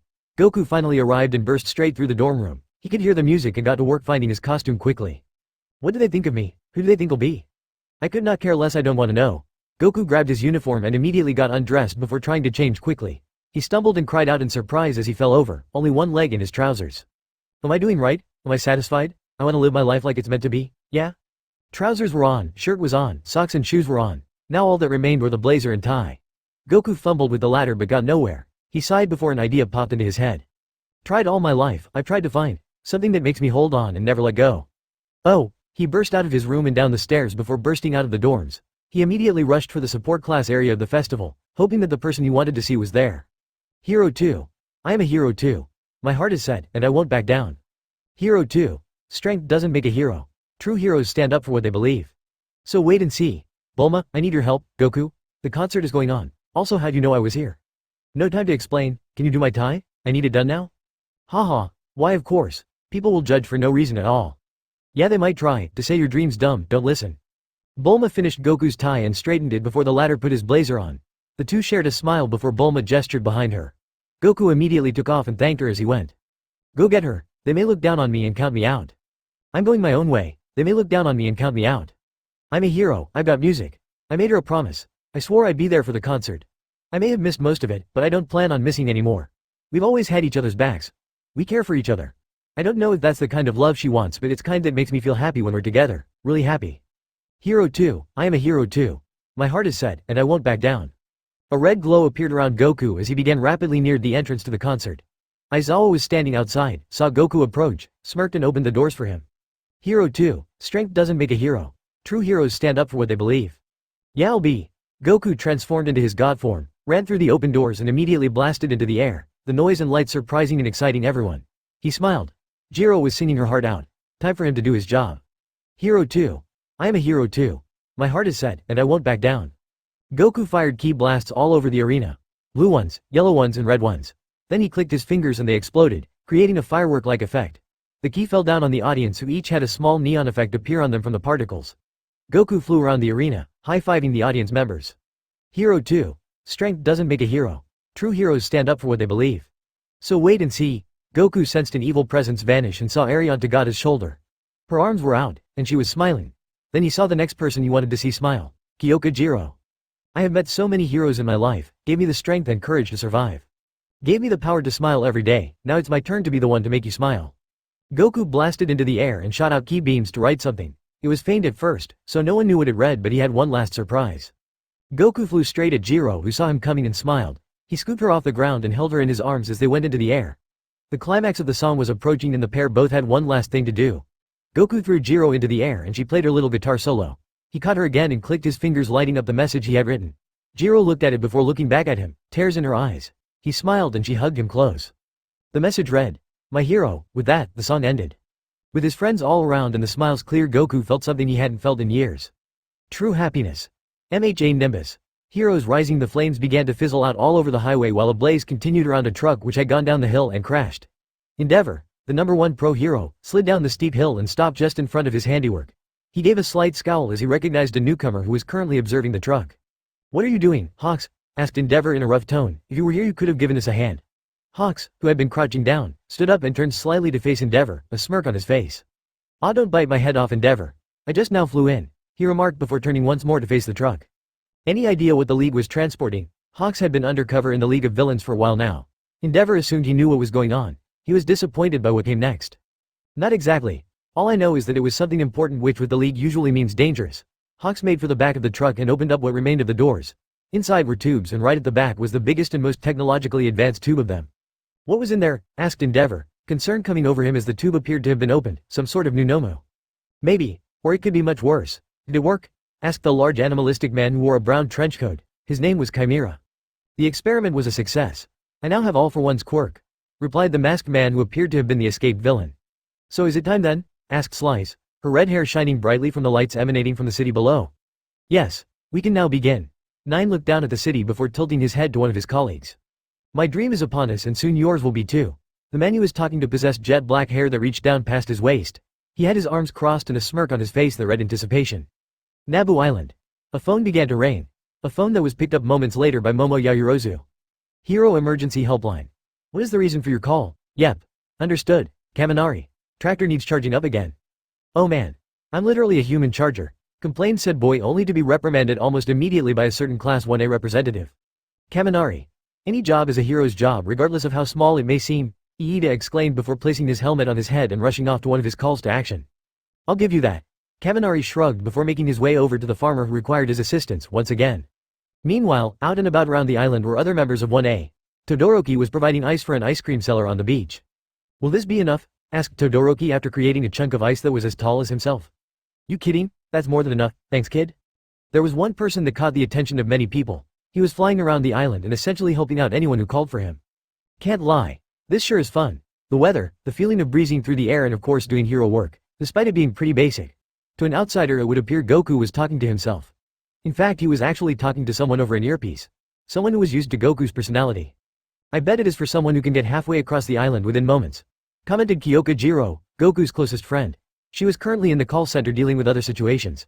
However, she had been communicating with Goku via earpiece ever since their class had been situated on Nabu Island. The two had been inseparable for a while now, the UA School Festival being the start of that change. Don't bite my head off, Kyoka. I said you were more than welcome to come with me. Goku chuckled, before stopping midair. He focused on something that had caught his eye seconds before. His silence didn't go unnoticed by Jiro. Something wrong, Goku? She asked with concern. Goku shook his head before returning to his patrol. It was nothing. Just thought I saw something, he replied, shaking his head. Oh okay then, Jiro relented. Had Goku been with her in person, he would have seen her turn her head, turn off her mic momentarily and offer to help out Deku and Uraraka look for a missing child. I've gotta sign off. See you later? Yeah sure. Good luck with whatever's going on. Goku replied before shaking his head to clear his thoughts. He could have sworn he saw jet black hair but on a smaller person. He also felt an oddly familiar key signature. It didn't matter for he had just detected the same key signature but different somehow, as if it was mature. Deciding it would be best to let the others know, Goku placed his right index finger on his earpiece. Hi guys. It's Goku. Just signing off for a bit, something's come up. He tapped a button on the earpiece, turning it off. Then he quickly stretched out and hovered down to the ground. As he landed, the first thing he noticed was that he was outside a property entrance on the outskirts of town. A nice-looking property but it seemed practically deserted. However, Goku knew better than to just shrug it off and return to patrol. He had sensed something, and he wanted to get to the bottom of it. Pulling his power pole from its sheath on his back, Goku slowly walked forward, ready for anything. His eyes darted all around in front of him, while he listened carefully for any movement. His key detection was picking something up and while he knew he was close and in the right place, the key signature was throwing his own quirk for a loop. Where are you? He muttered before walking up to the door of the property. He knocked 3 times and when there was no answer he stepped back, pondering his next move. Then he heard it. Something from behind him. Gotcha, he called as he whipped round and held the power pole out in front of him, ready to strike. However, as he did strike he realized he was about to hit a young girl. His eyes opened wide and he quickly moved his strike to the right. His power pole struck the ground, while the girl began to cower in fear. Goku, realizing how bad he'd screwed up, quickly pulled his power pole back, retracted it to its usual size and returned it to its sheath. He then bent down to comfort the girl. I'm so sorry, please don't cry, I didn't realize it was you behind me. He apologized. The girl began to calm down and opened her eyes to see Goku smiling but also looking concerned. She looked up at Goku in awe while he raised his hand to her face. She flinched at first but upon seeing his kind-hearted smile, relaxed slightly. Goku wiped her tears from her eyes and she appeared to relax into his hand. Goku was a little surprised but gave a small smile. Now that she had calmed down, Goku noticed she was actually holding his hand, somewhat lovingly. He was also able to now get a good look at her. The girl was average height for someone her age and had a slender frame. She had a fair skin complexion, similar to Goku's yet it was slightly more tanned and possessed downcast eyes and gray irises. Something about her was familiar but Goku couldn't quite put his finger on it. What's your name? He asked, the girl looking up at him, moving his hand from her face but still holding onto it. While meek at first, her lips eventually parted to answer him. Kale, she whispered. Goku smiled. Kale, huh? That's a nice nah. He never finished his compliment for he was caught in the face by a punch from a newcomer. It wasn't powerful enough to send him flying, but the strength of it caused him to stumble back. Stay the hell away from my sister, threatened the attacker. Goku turned his head to see another girl who appeared to be older than Kale. This girl was slightly shorter, slender and had a fairer complexion. Her hair was what caught Goku's attention the most. It was also jet black, but unlike Kale's it was long, wild and spiky. So Kale's your sister? That's cool. Don't worry though, I don't want to hurt her. Goku defended before finding himself on the receiving end of another attack. This time he simply caught her fist and lifted her into the air rather humorously. The girl began to squirm and kick at Goku, but her efforts were in vain. Goku couldn't help but laugh at the situation. Don't laugh at me, I'll kick your butt when I get free, she announced before being dropped to the ground. She landed on her backside and groaned. Goku laughed while Kale moved to the girl's side. Sis, are you okay? She asked in concern. The other girl got to her feet and stared Goku down. So you two are definitely related. Nice, I never got to introduce myself. I'm Nimbus. Goku revealed, but the second girl scoffed. What sort of name is that? She mocked, but Goku simply smiled.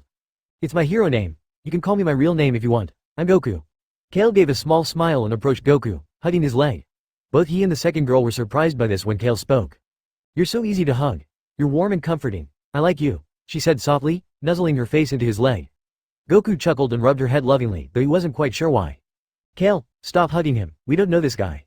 But Kifla, he seems really nice. Goku glanced at the girl who froze upon her name being exposed. The pair caught eye contact and for a split second Goku could have sworn he saw something familiar in Kifla. He shrugged it off and held his hand out for her to shake. Nice to meet you, Kifla, he remarked. Kifla reluctantly took his hand to shake it.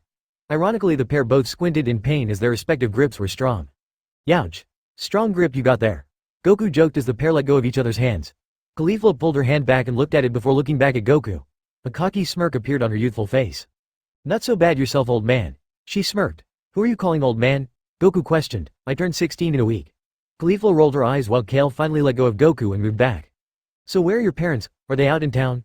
Goku asked, looking around. He immediately regretted asking as both Kale and Kifla had sad expressions on their faces after being asked. Kifla spoke for both of them. We don't have parents. We had carers but they're long gone.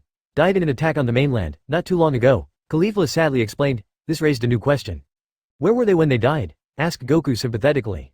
Why do you care? Snapped Kifla before calming down. I think it was called Hosu City. Something to do with Nana's attacking. Goku had to smile at that one. Nomus. The creatures that attacked Hosu are called Nomus. I'm sorry to hear that. I was there. Wish I could have done something. You've been alone ever since? He asked. The pair both nodded before Goku crouched down and kneeled in front of them. You know, I reckon you two are strong. Not just physically, Kifla already proved that, but also emotionally. You managed to continue on despite what happened. I can't say I've done the same. Goku smiled sadly before removing his power pole sheath from around him. He looked it over for a few seconds before offering it to the two girls. Here, take this. It was a gift from someone, and it got me through a loss. I still feel guilty about what happened to my grandpa, but I know he'd want me to help you. It's the power pole. Look after it, he said. Kifla refused to take it, but Kale reached out and took it in her right hand. She looked it over before looking up at Goku. Her smile was all he needed. Thank you, she whispered and Goku smiled. He then noticed the time of day and stretched his body. Then he turned his earpiece back on and immediately heard Jiro's voice. Goku, where have you been? I've been trying to get a hold of you for ages, she cried in anger. Goku flinched before laughing. Sorry, was just talking to two people. I'll be back soon. His answer was what Jiro wanted to hear, but for some reason, he wanted to stay with the sisters longer. The looks they gave him kind of told him they agreed, despite Kifla not showing it as much. Well, you better hurry. The townspeople brought a full buffet around for us and it's going to be gone before you get back. Jiro teased and Goku's eyes lit up in anticipation but also panic. What? I'm on my way. He turned to Kifla and Kale and gave a small wave. See you around, girls. However, just as he went to fly off, Kale latched onto his right leg and hugged him. Goku turned, confused. Can you come back later? She asked, clearly embarrassed. Goku smiled and rubbed her head once more. Only if it's cool with your sister, he joked. Kifla turned red in embarrassment and looked away. Yeah sure, whatever. I want a rematch anyway, she announced. Goku knew that wasn't the reason but he was happy to oblige. It's a date then. See you guys once I've eaten and changed into something more comfortable. I think you two should do the same. With that, Kale let go of his leg and he shot into the air. He waved at them before heading straight for where the rest of his class was. I like him, Kale said quietly. Think he can help us find him? Doubt it, Kifla shrugged before walking towards their house. When Kale didn't follow, Kifla turned to see her looking sad yet hopeful while staring up at the night sky. Kifla had to admit Goku seemed competent enough and had a good heart, though she wouldn't say it out loud. Instead she sighed and offered some reassurance to her younger sister. Then again, who knows? We'll have to wait and see. Kale smiled and ran to Kifla's side, the two opening the door to their house and walking in. Mainland Japan. Will you be home soon, Dad? Asked the young girl known as Mahoro. Her younger brother Katsuma was beaming and waving to their father through a video call. I plan on catching the ferry back in a few days' time. I hope you two have been behaving yourselves, remarked their father with a smile.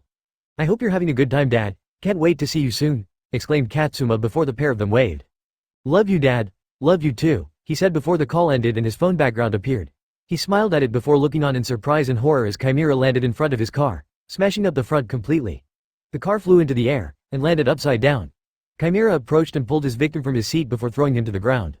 I love it when they squirm. He grinned, the cigar in his mouth burning. Mahoro and Katsuma's father looked up at the group of villains surrounding him. He has the quirk I require, Nine said as he used one of his stolen quirks to scan the man's body for strength and quirk.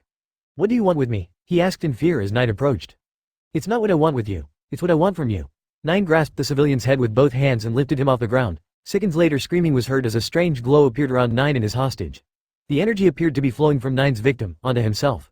When the process was complete, Nine dropped the now unconscious man to the ground and turned around. Finally, I have everything I need. He raised his arms out and moments later lightning erupted from the sky, raining down terror and destruction on the city. Entire skyscrapers were obliterated, city blocks were totaled, and roads were destroyed. It's time. We will tear down this society and rebuild it into our image, Nine said somewhat triumphantly before he froze. Something was clearly wrong. He hunched over in pain and began to breathe heavily. Nine. What's wrong? Asked Slice in concern. She rushed to his side and helped to steady him. Nine weakly lifted his right hand and looked at it. His quirk, it doesn't work on typo blood, he muttered through the pain. You're saying we did all this for nothing? Asked Chimera in shock. Not quite. Nine glanced over at his black-haired ally. Think hard about this. Nine looked down at the man's phone and saw his phone background. It showed two children, Mahoro and Katsuma. Of course, realized the villain, quirks are hereditary. I can't believe you ate most of it without me, whined Goku as he finished his meal. You know I love eating food. Members of his class chuckled. What are you complaining about? Have you seen how many dishes you've gotten through? Asked Kaminari humorously. Goku looked over at his tower of dishes. He must have gotten through about 30.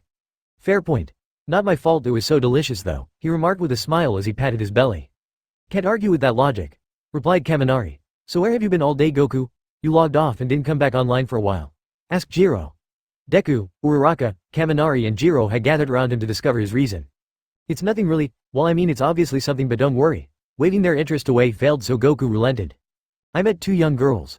Their names are Kifla and Kale and before you ask, I gave my power pole to Kale. Surprise was the only way to describe what the others were thinking. Why'd you do that, Goku? Wasn't that a family heirloom? Asked Uraraka with confusion. Goku nodded. I wanted to give them something as a gift. The power pole was a gift from Grandpa Gohan and Master Roshi. I still blame myself for their deaths, but it helped me relieve some of the guilt and pain, he explained.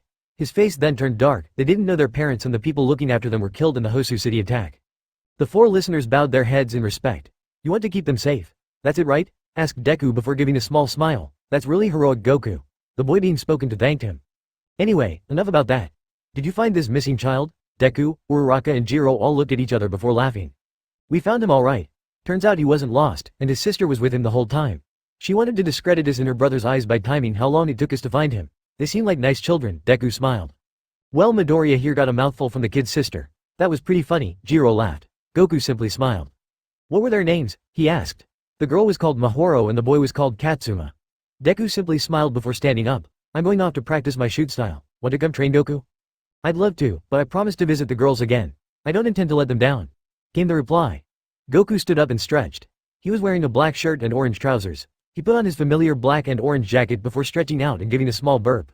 Excuse me, he blushed, covering his mouth. Anyways, I'm off. See you later, guys. With that, Goku opened the door and left. Jiro watched him go with intrigue. What's wrong? Asked Uraraka. There's got to be something else to him going to see those girls.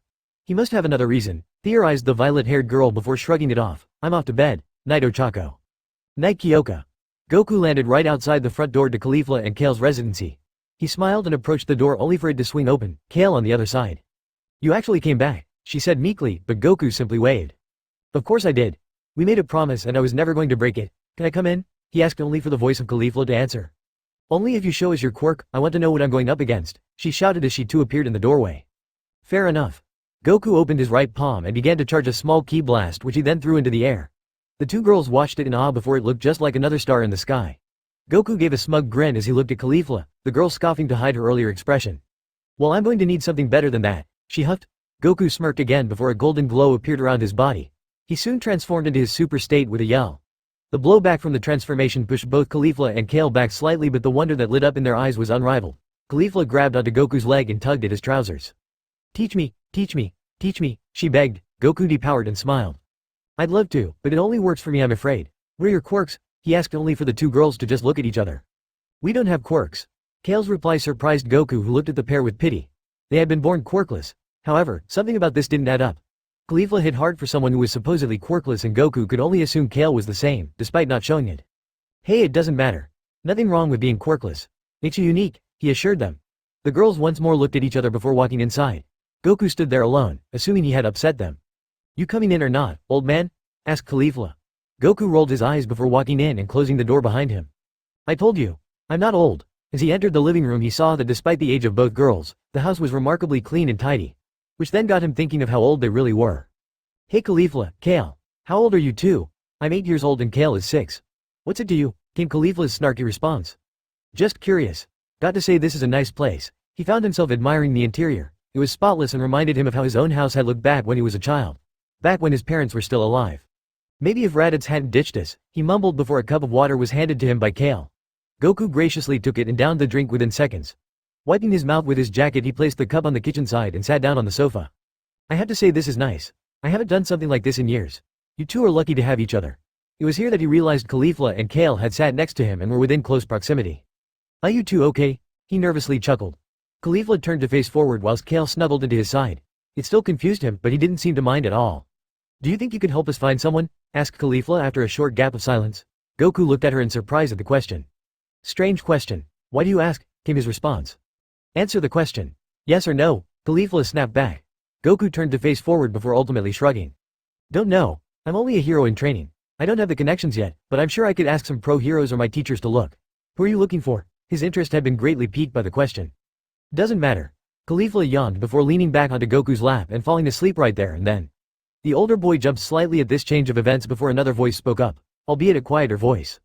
We have a family member out in the world. They're meant to be super strong and a true hero. We've never met them, Kale said before yawning herself. What's their name? The question fell on deaf ears, for both girls had fallen asleep. Their soft snores could be heard, and it almost made Goku want to fall asleep himself. Instead, he gently moved them off of him and made sure they were comfortable before getting to work exploring the house. He went straight for what he assumed would be their carer's room. Silently opening the door, he looked around for something, anything, to do with who the girls were. Goku checked drawers, the wardrobe, and even under the bed before spying a small box. He picked it up and discovered it had a lock. Sighing, he used his strength to open the box and pulled out the folder which was inside. What have we got here? He asked himself before opening it up. He wasn't prepared for what he saw. There were images of the two girls in test tubes, being experimented on. Their names had clearly been given to them by whoever their captor was. Goku's anger began to rise as he flicked through the folder, finding evidence of torture, quirk ability, and more. It even mentioned that their quirks had yet to manifest despite the usual age being 4 years old. Then again, Goku's quirk first manifested on his 5th birthday. A day he knew all too well. The hell? He whispered as a short note fell from the folder. He picked it up, unfolded it, and read it. To whoever finds this, please know we were not involved in the actions displayed. My partner and I were given custody of the two girls by police officials, days after they were found on the streets. We have cared for them like they are our own children. However, we know they wish for only one thing. To meet the only member of their biological family still alive. We do not know this person's name because neither of the girls will tell us. What we do know is that this person keeps them going and instills in them the hope to live. We hope that one day they meet this family member. We imagine that on that day, a spark will ignite within them. Goku placed the note back and slowly closed the folder. He didn't say a single word but perked up in panic at the sound of movement in the living room. Fumbling to get out of the room, he closed the door and quickly walked to the living room, only to notice that Kale now had a blanket over her and a pillow under her head. It was the open front door and the silhouette that caught his attention. Goku walked outside and saw Kifla sitting down on the porch where she appeared to be looking up at the night sky. Taking a seat next to her, he couldn't help but playfully rub her head. Buzz off, she said with a raised voice. Goku smirked before stretching his arms into the air. Kifla simply looked at him and rolled her eyes before turning back to looking at the stars. There were no words spoken for a short time until Kifla yawned. Tired, smiled Goku. HMPH. What? Are you gonna watch me while I sleep? Mocked Kifla. Goku flinched before grinning. Kifla couldn't help but smirk herself. The two had a small laugh together before turning back once more to the stars. Goku, can I ask you a question? Goku turned to Kifla, who hadn't turned her head at all. Sure. Kifla breathed in and out deeply before looking down at the ground. Do you think you could take us to the mainland with you? Kifla's question caught Goku majorly off guard. She looked sad but also desperate. I mean, I'm not really sure if that's possible. He scratched his head nervously. Kifla's sad expression and disappointment made him regret his answer instantly. You know what, I'll see what I can do. Besides, not very hero-like if I just declined to help. The wink he gave was all Kifla honestly wanted to see. Tears welled in her eyes, mostly due to tiredness, and she squeezed her eyes shut. Goku couldn't help but smile, and in a bid to comfort her he wrapped his arm around her shoulders and pulled her in tight. Kifla initially tensed up, though it was difficult to tell whether it was in anger or annoyance at Goku's action. However, she relaxed and melted into his side, something Goku bizarrely didn't mind despite how random it was. Thank you, she mumbled as she fell asleep. Goku simply smiled before looking up to see a massive monster becoming the victim of Bakugo. Despite being on a different part of the island, the explosions were still very loud. Can't sense the monster's ki. Maybe an illusion? Right on cue the explosion stopped, and the monster disappeared, called it. Goku's yawn that followed was a clue that he had reached his limit for staying awake. He slowly slid his arms and hands under Kifla's legs and round her back and lifted. Standing up at the same time, he turned and re-entered the house, making sure not to wake up either of the two girls. Tucking them into their beds, he smiled and silently pulled the bedroom door to.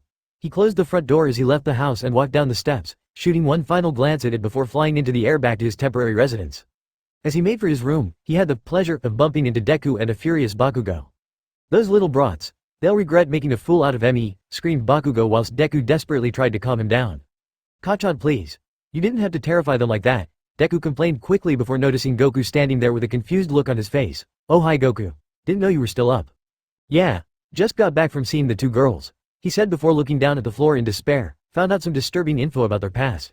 You hanging out with two kids too? What's wrong with you two? Bellowed Bakugo before Goku raised his index finger into the air.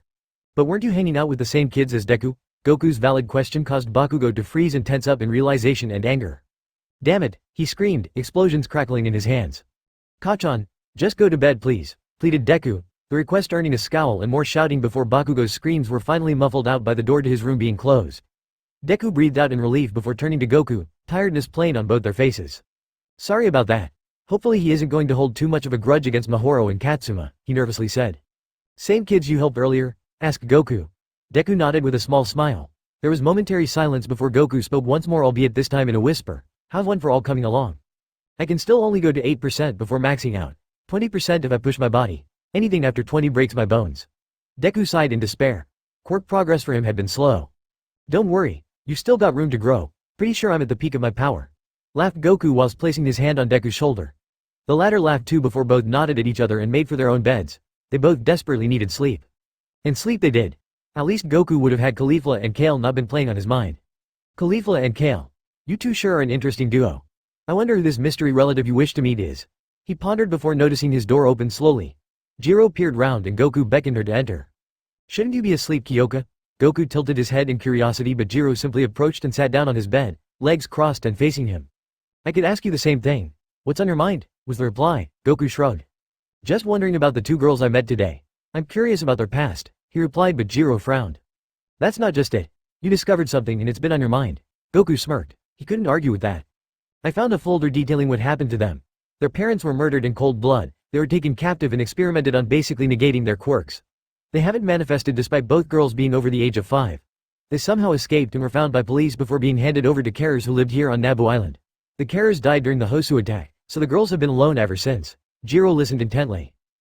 There's something else. Goku was trying really hard to keep himself composed. Anger had always been his forte, and yet right now he didn't want or need it. They have a relative on the mainland. They know their name but haven't spoken it to anyone. They've asked for my help.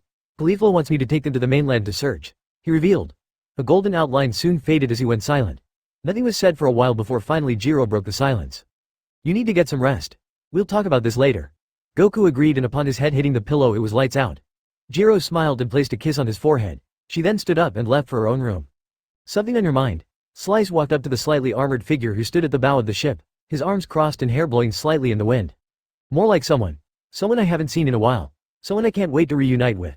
Slice smirked before leaning on the railing at the front of the ship. That sounds sweet. A woman perhaps? Her colleague shook her head. He's everything I despise, revealed the man. Oh yeah, and what's that? Grinned Slice. Weakness. Does he have a name? There was a momentary silence before the man parted his lips to speak.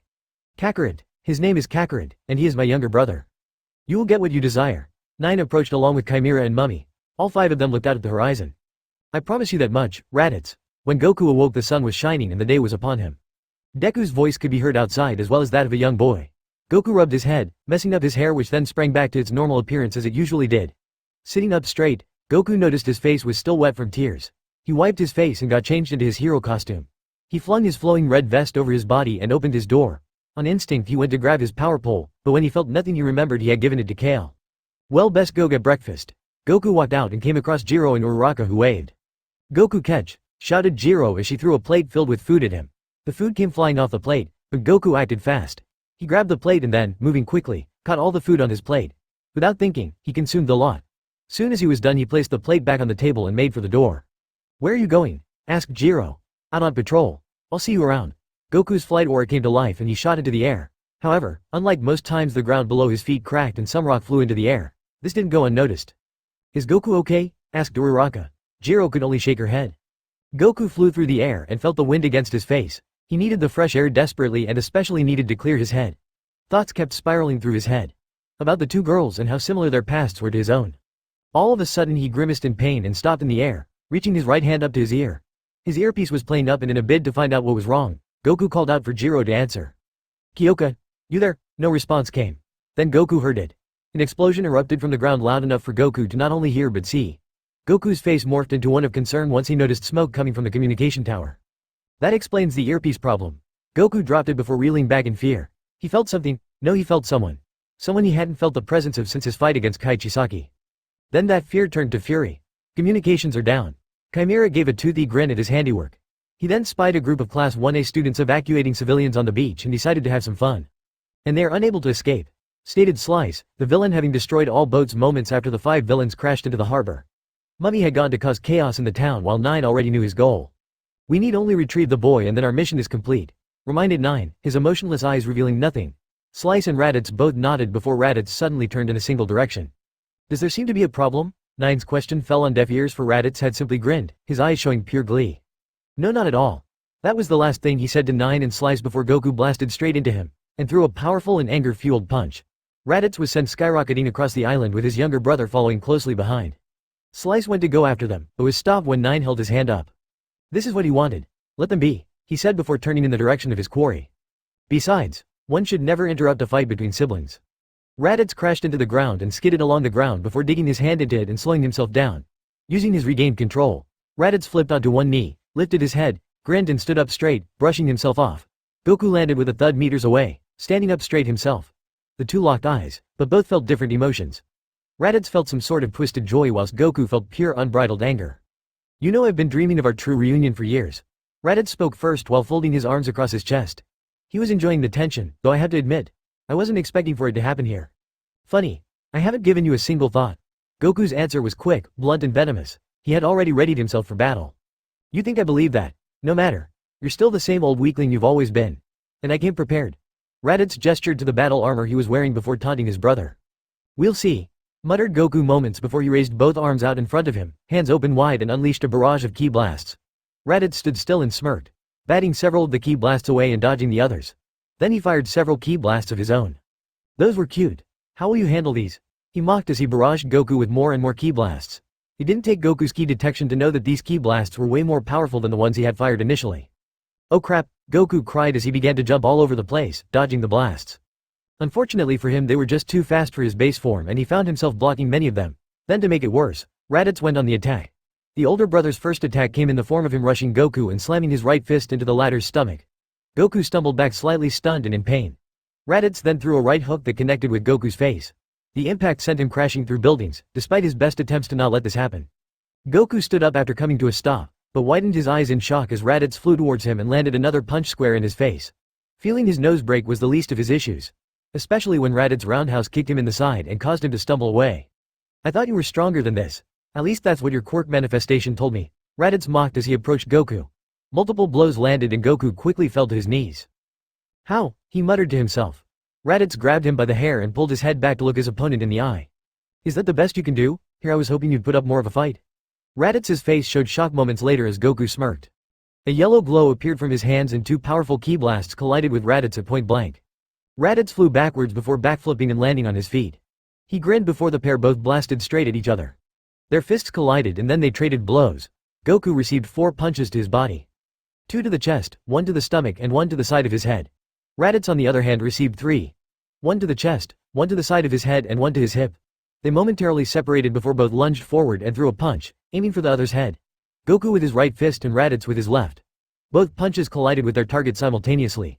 Goku's head careened off to the right with Raditz's doing the opposite. Gah! Uff! Both brothers stumbled back and stared at each. They were currently at a stalemate which Goku didn't expect. In fact, Goku figured that Raditz was hiding something up his sleeve. "What's your endgame here?" questioned Goku. He clenched his right fist while Raditz wiped the blood from his mouth and grinned. "I'm only meant to cause trouble. Hurting you is just a bonus." It was here that Raditz suddenly froze up in confusion and turned his head to the right. He had noticed something. "What's that key signature?" he pondered out loud. "It seems so familiar yet different. In fact, there's two." That was when Goku's face showed horror. He too recognized those key signatures and they were near a familiar key signature, one that was severely weak. Kifla. Kale. Deku. Goku looked out at the horizon and saw a massive explosion. Deku's key signature weakened almost instantly before it started to plummet, which meant only one thing. "He's about to be killed. Guess you better get after him then." Raditz's suggestion wasn't spoken to be helpful, it was spoken to goad. Goku glared at Raditz before weighing the options. He could stop his older brother right here, but risk letting Deku and the two girls die. "Shit," he growled as a familiar golden aura erupted around him and his hair stood up. He powered up into his super state, gave Raditz a final glare and blasted into the air. His rapid ascent was halted when he stopped midair and flew off in the direction of the other battle. "Go be a hero, brother. I'll wait as long as I need to." Moments earlier. "Come on, Kale. We've got to get somewhere safe." Kifla was currently holding Kale's hand and was practically dragging her behind her. The two had heard the commotion and went to investigate only to get cut off from their home in the process. "I hope Goku knows what's going on. He'll be here to save us, right sis?" Kale asked, fear creeping into her voice. "I'm sure that idiot does, Kale. We've got to worry about ourselves at the moment." Kifla suddenly stopped as something came crashing through the trees and landed in front of her. The two girls screamed in surprise.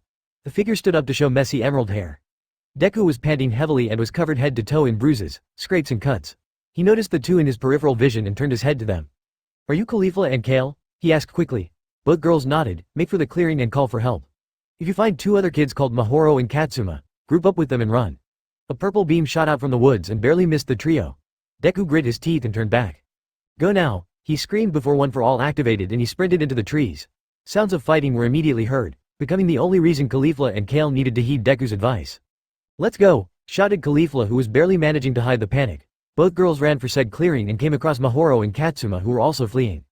"Where's Deku?" cried Katsuma, tears falling down his face. Mahoro wasn't faring much better. "Deku? Who's that? The mop head?" asked Kifla bluntly. The four soon had their answer as Deku came flying out of the woods. He crashed in front of them and weakly got to his feet, placing his left arm out to cover the four children. "Go! Run! Get out of!" He never finished. A precise purple beam pierced the left side of his chest. He collapsed to his knees in pain before two more beams connected with his right arm and left leg respectively. Time froze for Kifla and Kale. Mahoro and Katsuma begged Deku to get up and fight, but it was pointless. The hero in training collapsed from his wounds and exhaustion. 9 walked out of the woods and made a beeline for Katsuma. "Sis, are we going to die?" asked Kale. She was trembling. She clutched the power pole to her chest with her arms. "No, we won't. I promise you that," Kifla assured her sister before giving in to the fear herself. Not that she showed it. "He'll be here. He'll save us. I know he will." Kifla's prayers were seemingly heard when Bakugo arrived, having seen the massive Deku hologram that Mahoro had created as a last-ditch cry for help. This glimmer of hope faded moments later when Bakugo's attacks were blocked by 9 and he found himself being crushed on the ground by one of 9's many quirks. The quirk itself appeared in the form of a hydra.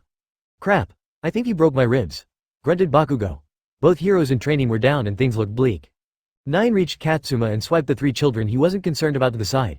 The impact caused Kale to drop the power pole, which skidded along the ground. She scurried for it and huddled over it. 9 reached his hand out to grasp Katsuma's head when a fist collided with his face. He was sent crashing away to the ground.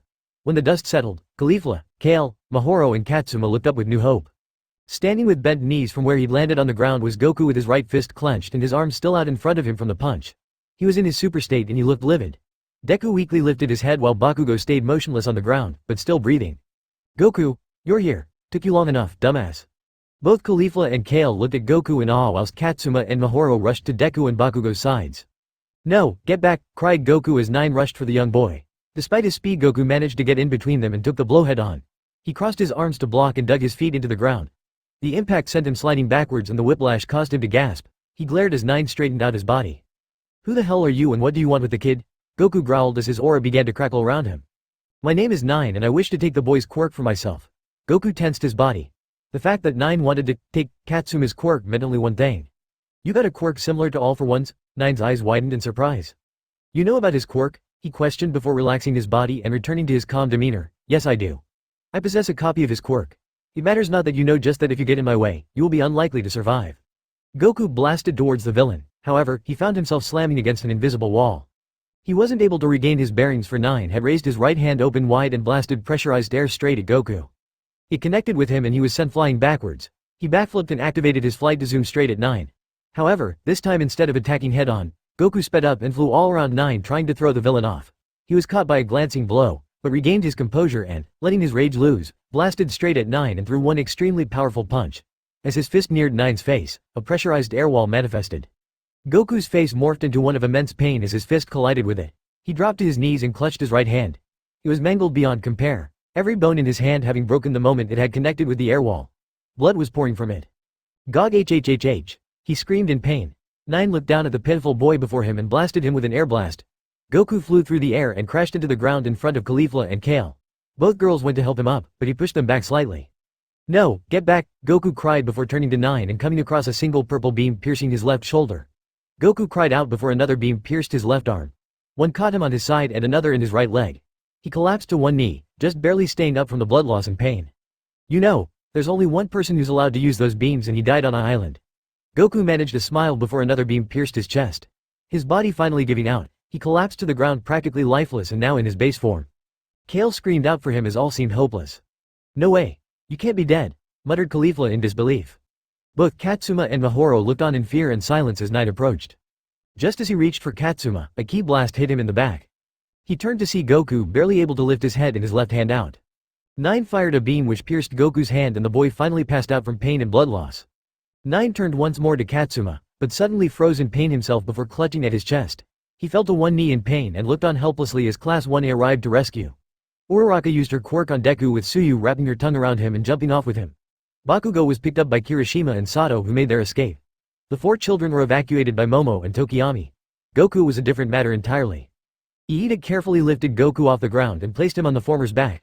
Goku was still unconscious, but that didn't matter. Iida ran at high speed and gave a single glance at 9, who was trying to reach out for Katsuma before collapsing again. 9 called Slice as she ran to her leader's side. You fool, you overexerted yourself, scolded Raditz as he landed on the ground. All of Class 1A had escaped. The first round had ended in a stalemate and now both sides were left with no other option but to regroup. Make way, Kirishima roared as Bakugo, Deku and Goku were all brought into the town center and laid down on the floor in one of the rooms. The town doctors got about trying to help them. Jiro walked into the room and looked on in fear at the state of them. Goku, she cried as she rushed to his side, tears pouring down her face. Goku's breathing was shallow, but he was still alive. What happened? She questioned Uraraka, who looked upset. They fought one of the villains and he did this. She turned her head away and quickly left the room, out of shame, guilt or sadness, it wasn't clear. Old man, Kifla's voice echoed through the hallway and moments later both her and Kale appeared at the door. They gasped at Goku's condition and immediately rushed over to him. Hey, who are you two? Asked Jiro in surprise and intrigue. Kifla and Kale. Besides, who cares? Goku's in trouble, cried Kifla. Kale clutched Goku's side and buried her face into his costume. She held the power pole in her left hand. Excuse me, one of the doctors spoke up to get the attention of all 3 girls. They turned to face him. I know you don't want to, but it will be best if you leave. We need to get to work if we want to help them. Jiro reluctantly nodded and tried to pull Kifla and Kale off Goku. Kifla swatted her hand away but stood up anyway. Kale was a different matter entirely. She held onto Goku tighter. Kale, come on. We need to leave, ordered Kifla. Said order fell on deaf ears. Listen to her. We need to let them do their job. Jiro agreed. She pulled Kale's shoulder to get her to move. However, what no one in the room expected was for Kale to turn around and lose her temper big time. I'm not leaving him, she screamed. As she did, Jiro spotted something that she recognized. Kale's hair flared up slightly and her eyes momentarily flashed green. Shaking her head in disbelief, she conceded and allowed Kale to stay with Goku. Kifla also allowed her to stay and proceeded to walk out of the room. Kale turned back to Goku and clutched him tight. Please don't die. You promised you'd help us. We need you, she sobbed, stopping suddenly as she felt Goku's hand atop hers. He was still unconscious, but this one act was enough for Kale to feel a glimmer of hope. The next few hours would be long and hard. What happened? Asked Chimera as he entered the safe house where the villains had set up base. The fool overused his quirks and his body is starting to degrade faster than before. Those kids are pests, replied Raditz, who sat in the corner of the room while Slice sought to Nine's recovery. Plus Mummy isn't here, so we can only assume he has been captured. Mummy? Captured? Impossible, said Chimera in disbelief. It doesn't matter. All I need is the boy's quirk and then the children will no longer be a threat. Nine sat up slowly as he spoke, having just come to. Slice helped stabilize him while Raditz stood up. We set out at dawn. Our world will come to be. It was early morning and both Momo and Kaminari had pushed their quirks and bodies into overdrive just to help keep their shelter running. Momo was exhausted and Kaminari was practically at the cusp of being turned into a complete idiot. Deku, Bakugo and Goku fared far worse. Despite the efforts of the doctors and other medical staff, the three were still in critical condition and would be unable to fight in any upcoming battles. Goku's hand was still broken, but was being supported. Luckily, with him being unconscious, the medical team were able to snap some of the bones in his hand back into place, though he would feel a lot of pain once he did wake up. Jiro had been worried sick all night while Kale hadn't yet left his side and was snoring gently as she leaned her head and arms on Goku's upper leg. Kifla on the other hand was snoring loudly in the corner of the room. She hadn't wanted to leave Kale alone all night and so with permission, had gone to sit in the medical area as comfort. She had fallen asleep before Kale. "You sure there's nothing more you can do?" The concern in Jiro's voice was legitimate, at least for Goku. The other two had other people who were worried about them. "I'm afraid not. Their best bet is a hospital on the mainland, but with all escape points cut off and no way of letting them know, it is unlikely they can be treated," replied the doctor she was addressing. Several members of 1A had gathered to see if their classmates were okay, but this news really made the situation seem much more hopeless. Perhaps we can help." Mihoro's sad voice caused the class to turn and see both her and Katsuma looking up at them nervously. "Well, my brother can at least." Katsuma pushed past them all and immediately made his way over to Goku, who was still in the worst shape. The young boy placed both hands on Goku's body and activated his quirk. A green light emanated from his hands and it traveled all throughout the older boy's body. The light woke Kale up as well as Kifla, the pair rubbing their eyes. Everyone looked on in astonishment as Goku's broken hand healed within moments, whilst other injuries began the healing process quicker. However, Katsuma had only just finished patching up the pierced wound on Goku's left hand when Goku woke up and grabbed his left arm and his right. Katsuma squealed in surprise while Goku, still in pain and numb all over, became far more serious. "Heal the other two first, they need it more, but I." "Katsuma, please. I'll be fine. It's not that bad." Goku gave his signature, confident and reassuring smile. Katsuma understood and moved to heal Deku and Bakugo, kneeling between the two and placing one hand on each of them. Like before, the green light appeared and they began to heal. Goku sat up slowly and looked his hands over before examining the leg that Nine had pierced with his energy beam. He then spotted both Kale and Kifla. "Hey, didn't expect to see you here." He smiled only to be tackled by the two girls. "You're alive. You stayed alive, old man. You better not do something that's stupid again." "Ow, ow. I'm still badly injured, you know. Ow, get off. This is really painful, girls please." The three cried out at the same time. Then it was Jiro's turn. Kifla and Kale pulled away, the latter sobbing and the former putting up a hard front while Jiro pulled Goku into a warm embrace. "You big idiot. I'm so glad you're okay. I'd be lost without you." Jiro sniffed before smiling at Goku who, through the pain, smiled back. Goku slowly got to his feet, flexing his newly healed hand. He was rather impressed by Katsuma's quirk, but he now knew why Nine wanted it. Nine had appeared exhausted and just before Goku had passed out he saw Nine keel over in pain. Something about that was the reason he wanted Katsuma's quirk so desperately. "It's good to see you up, Goku." Todoroki approached from Goku's right the moment the latter left the room. Goku grinned and gave a wink. "Never felt better." "Gah?" Goku clutched his chest in pain, ribs still broken. Todoroki closed his eyes and gave a small smile. He had found it a little funny. Then he opened his eyes and got far more serious. "May I discuss something with you in private?" he asked. Goku raised an eyebrow in confusion before shooting a glance to Jiro who simply nodded. She then led both Kifla and Kale away, though the two were both reluctant. Goku followed Todoroki and the two entered an empty room away from the others. Goku entered first with Todoroki following behind and then closing the door behind them. "What did you want to talk about?" asked Goku before turning around. "It's about you. I've noticed that something's been on your mind. Don't try to deny it because I've been through the same thing." Goku opened his mouth to argue but closed it, deciding to allow Todoroki to continue. "You must have a tremendous amount of guilt. I don't know anything about your past life, but I can tell you've experienced a great deal of pain and trauma. You blame yourself for a lot of what's happened, but you must know it isn't necessarily your fault." "Oh yeah, and how would you know that?" Goku snapped, his body tensing up. Todoroki remained unfazed, however. "Because I experienced the same thing you did. As a result, I refused to acknowledge my left side because it was my father's power. I couldn't move past it as a result. I thought I was strong for doing that. However, my fight with Midoriya during the sports festival made me realize the truth." Todoroki lifted his left hand and looked at it. "And what would that be?" asked an intrigued Goku. Right on cue, Todoroki's quirk activated and a flame ignited in his palm. The flame was bright, hot and ferocious, but it also showed acceptance and calm. "All that pain, guilt and sorrow made me the person I am today. It made me strong." Todoroki's flame died down and he opened the door behind him without a single word. He then left Goku alone with his thoughts. The boy in question shrugged it off and left the room, making his way to the room where the rest of his class, plus Kifla and Kale, were. When he walked in, Goku realized the severity of the situation they were in. His fellow classmates were battered and bruised, with some being completely exhausted. "What's our plan?" he asked, catching the attention of all present. "No way to contact the mainland and no way off the island. We're trapped here. Our first priority should be to get the island's inhabitants to safety, wherever that may be. Iida rubbed his chin as he contemplated what to do next. Why don't you just give them me? Katsuma's nervous voice was heard. It's me they want, so if you give me to them this will all be over. Absolutely not. We will keep you and everyone else safe, Deku's voice rang out from the doorway behind Goku. He was bandaged up and in pain but had been completely healed from the looks of things. Bakugo pushed past and landed on one of the walls. He too was healed, but seemed to be eager to get payback on 9 for his humiliating defeat. How? That leader villain doesn't even seem to have a noticeable weakness, noted Jiro. Not exactly. At a first glance maybe, but did anyone else notice him in pain after using his quirks back to back? Overuse has got to be his weakness, Goku pointed out. My thoughts exactly. We've just got to make him overexert himself. That's how we win. Bakugo slammed his right fist into his open left hand creating a micro-explosion. All the while Goku nodded in agreement. Kachan's right, however, we need to make sure the civilians are safe first. Why don't we try the ruins where me and Bakugo responded to that villain called 2 nights ago? Katsuma and Mahoro looked embarrassed while Bakugo simply smirked. That's a plan. Now it's time to decide what we'll do. It was early morning. Class 1A alongside the entire residency of the island had made it over to the ruins.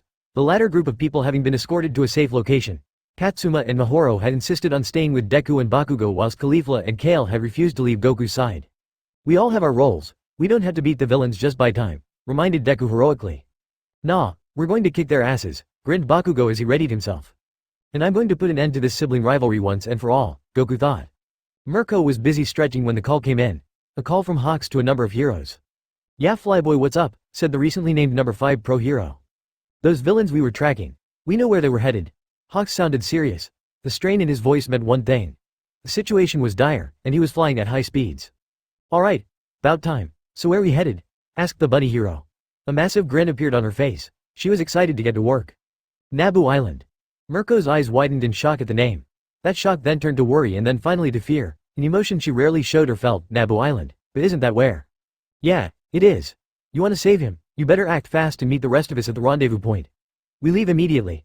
Hawks knew what she was thinking, but he had to get her approval to join the rescue party. I'm in. It wasn't long before 9 and his allies approached the ruins. 9 had woken up and recovered enough to be able to sense where the students were with the use of his scanning quirk. Now, rumbling was heard as boulders were sent tumbling down the hill towards the group of villains. 9 continued his approach, simply creating air walls to block all debris. Slice and Chimera separated from the group, being knocked away by the attacks.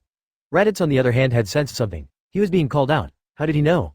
Goku's aura had flared to life in anger. It's time I guess. 9 have fun, he said before flying off in the direction of Goku.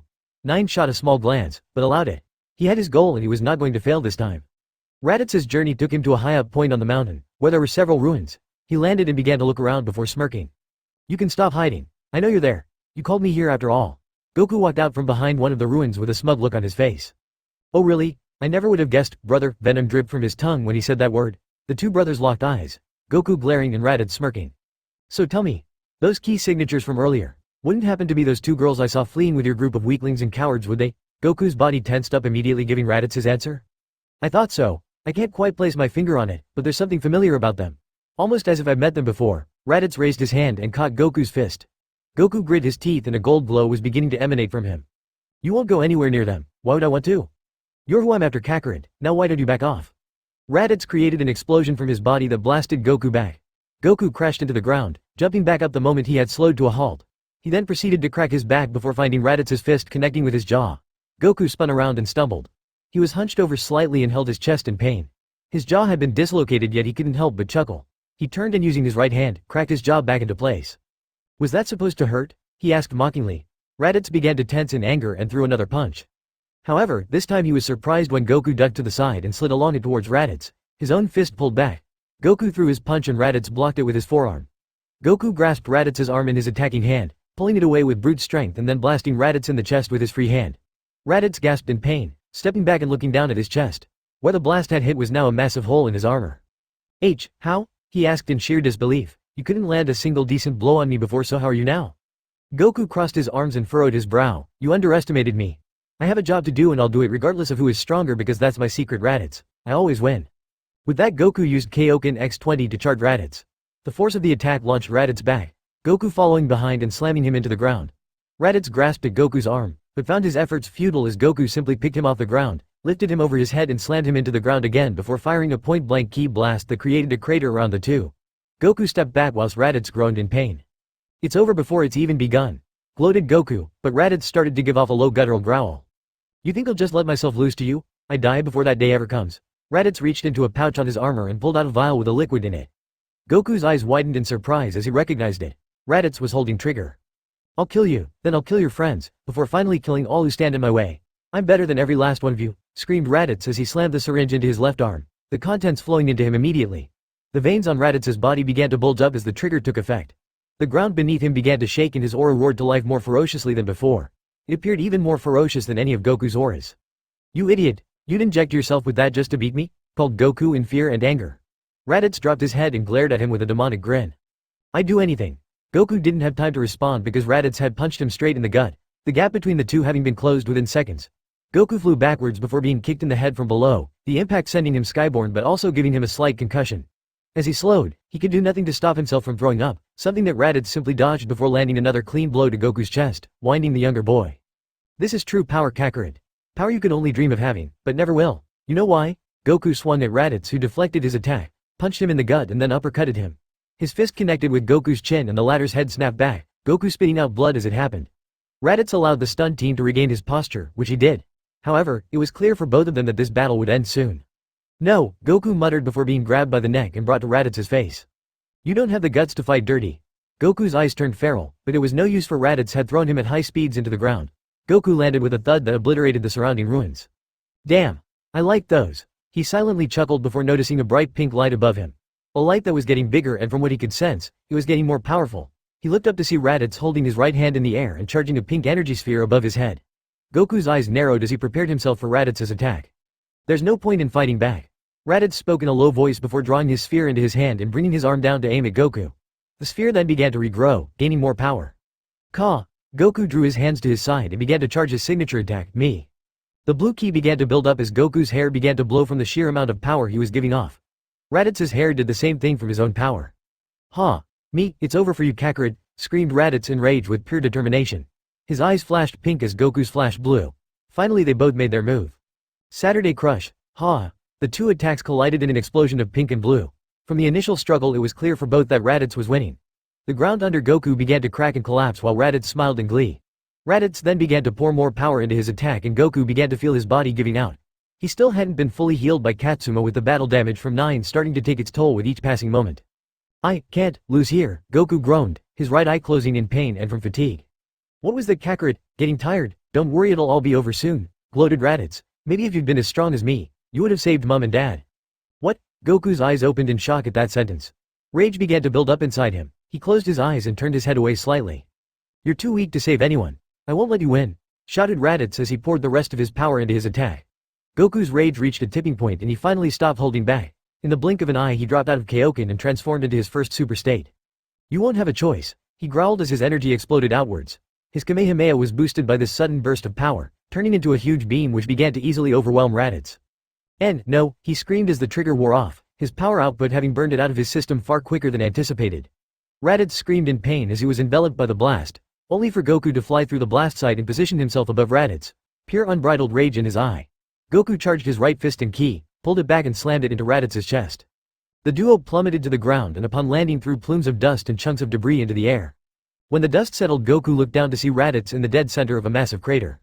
Goku dropped to the ground and out of his super state, before making his way over to Raditz. Both brothers were exhausted, bloodied and bruised. Their skin and clothing had been singed as well. The top half of Raditz's armor had been completely destroyed with major damage to the bottom half. Goku's red flowing vest was completely gone. Damage had been done to the rest of his costume, but he honestly wasn't bothered in the slightest. Something far more important was on his mind. Going onto one knee, Goku checked Raditz's pulse, finding his older brother to still be alive. Content with that fact, Goku then stood up and went to turn only to find himself being held back. Raditz was still conscious and had grabbed a hold of Goku's arm. "When you were born I was excited beyond belief to have a younger brother. Someone I could spar with and get stronger with. If only I'd known you'd end up weak," he said in a low, quiet voice. Goku couldn't believe what he was hearing. "Weak? Weak?" he asked in sadness. "What about me is weak in your eyes?" Raditz could barely stand to look Goku in the eye and yet he still did even as his younger brother continued. "You didn't watch our parents die. You didn't kill the person who raised you most of your life. Everything that's happened to me is because I was too weak. I grew stronger to make sure it never happened again, to forget my own failings," Goku declared. It was a declaration not to Raditz, but rather himself, almost as if he had something to prove. "You think you've suffered?" Goku turned in surprise at Raditz's outburst, the latter barely standing up. "Who lived on the streets for years while you were taken in by someone else?" Who had to live with the fact that I was unable to do anything to stop Frieza from murdering our parents. Who rejected his only family just to prove a point? Me, not you, me. I've suffered far worse than you ever have. Compared to what I've been through, your suffering is child's play. Goku prepared himself for another fight, and only then did he notice the tears. His older brother was crying. But you know what I did with that pain and guilt? Raditz looked up at Goku, who didn't know how to react. I used it. I will never allow my weakness to get the better of me. That's why I will always be stronger than you. Because I do not push my past away, I embrace it. Raditz's hand, which he had balled in a fist on his chest by his heart, began to tremble while his legs began to shake. He was at his limit. That's why I call you weak. Not because of the strength you have now, but because of the strength you could have if you just accepted it. With that, Raditz's strength gave out and he collapsed to the ground, unconscious. Goku stood there silently for a moment before turning to face the lightning bolt that just struck the ground by the others. With little more than a thought, he shot into the air and headed to the scene of the battle against Nine. When Goku arrived, he saw chaos everywhere. Nine had blitzed his way through their defenses, with Goku trying to find familiar key signatures. He eventually snapped his head to one and landed on the ground by a near unconscious Uraraka. Goku helped her to sit up as he crouched down, the girl coughing slightly before giving a small smile. You took your time, she joked. Goku smiled before hearing screams. He turned to face the commotion and listened closely. He heard Mahoro and Katsuma screaming as they tried to flee the weakened Nine. What concerned Goku is that he didn't feel the presence of Kifla and Kale with the other two children. Uraraka caught the look on his face and immediately knew what he was contemplating. They were with Kyoka and the others. After Nine attacked, they were escorted away. Wait, Kyoka and the girls were attacked? Goku panicked before Uraraka weakly placed her hand on his right arm. She's fine. They're fine. Don't worry yourself. Goku looked down before turning back to the sounds of screaming. He then heard the voices of Deku and Bakugo. I had to help. As Goku stood up, he grunted and winced in pain. It hurt when he moved at all. It was Uraraka's turn to panic.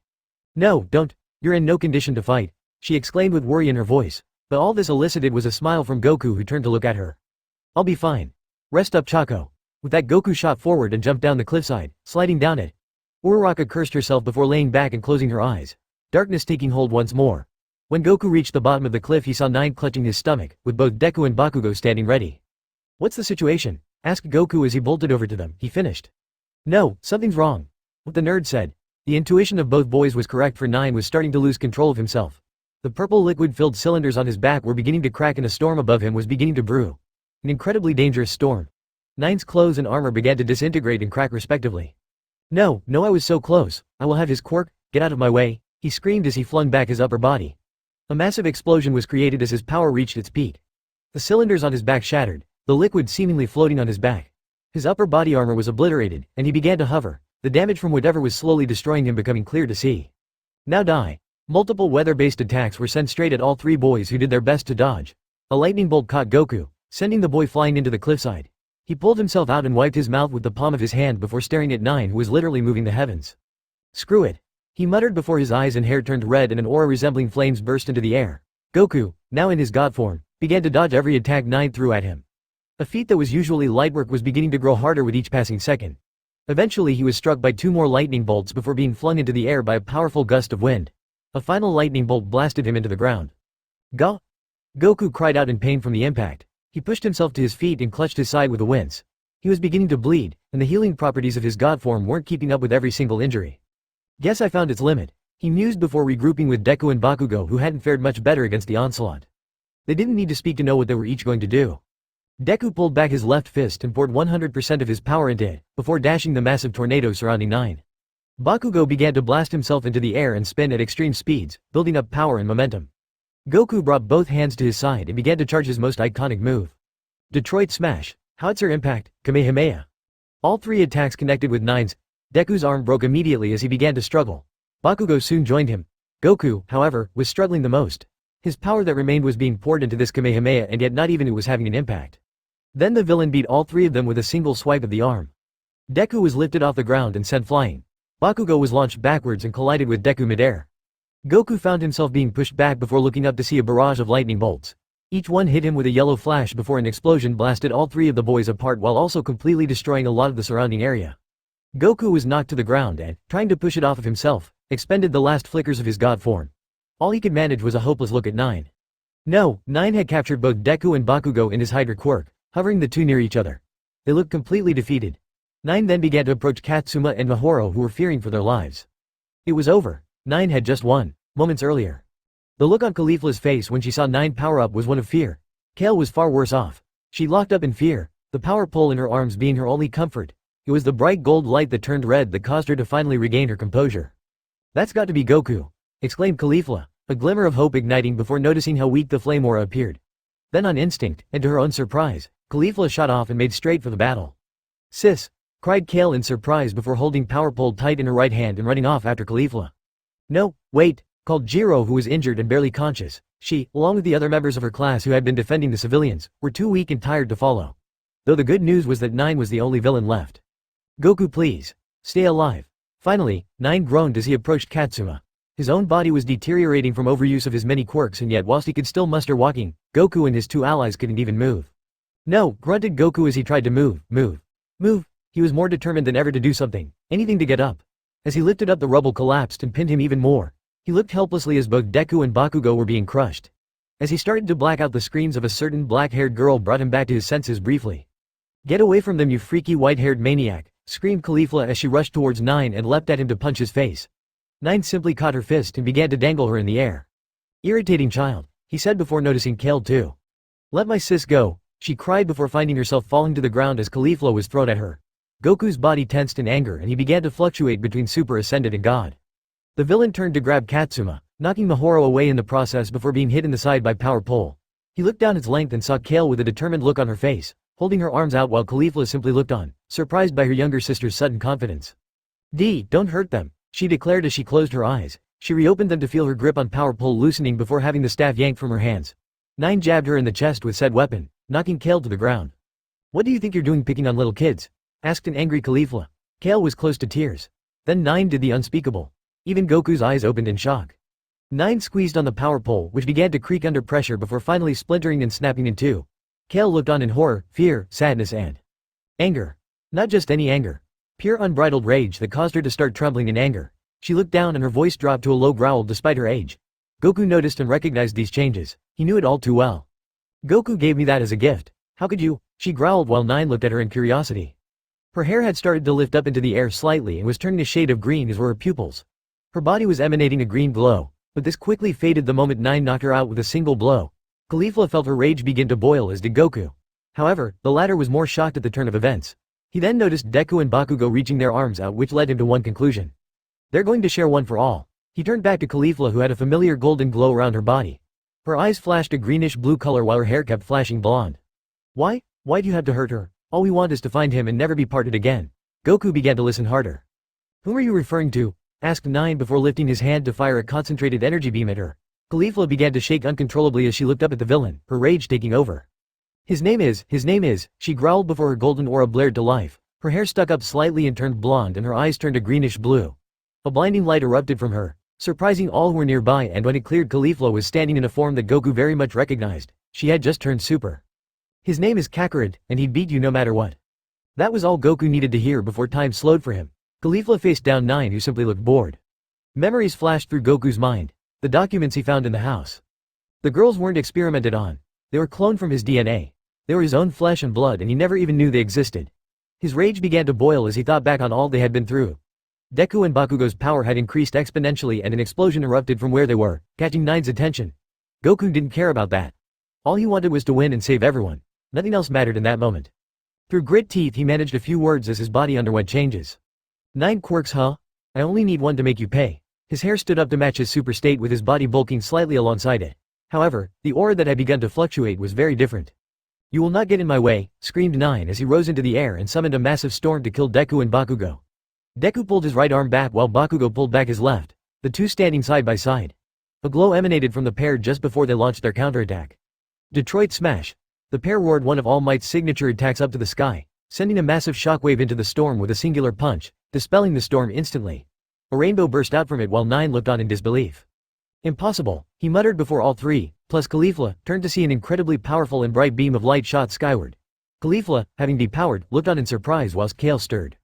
An aura of white energy enveloped Goku, a shell of blue ki surrounding him. His head was bowed even as the shell began to crack and break apart.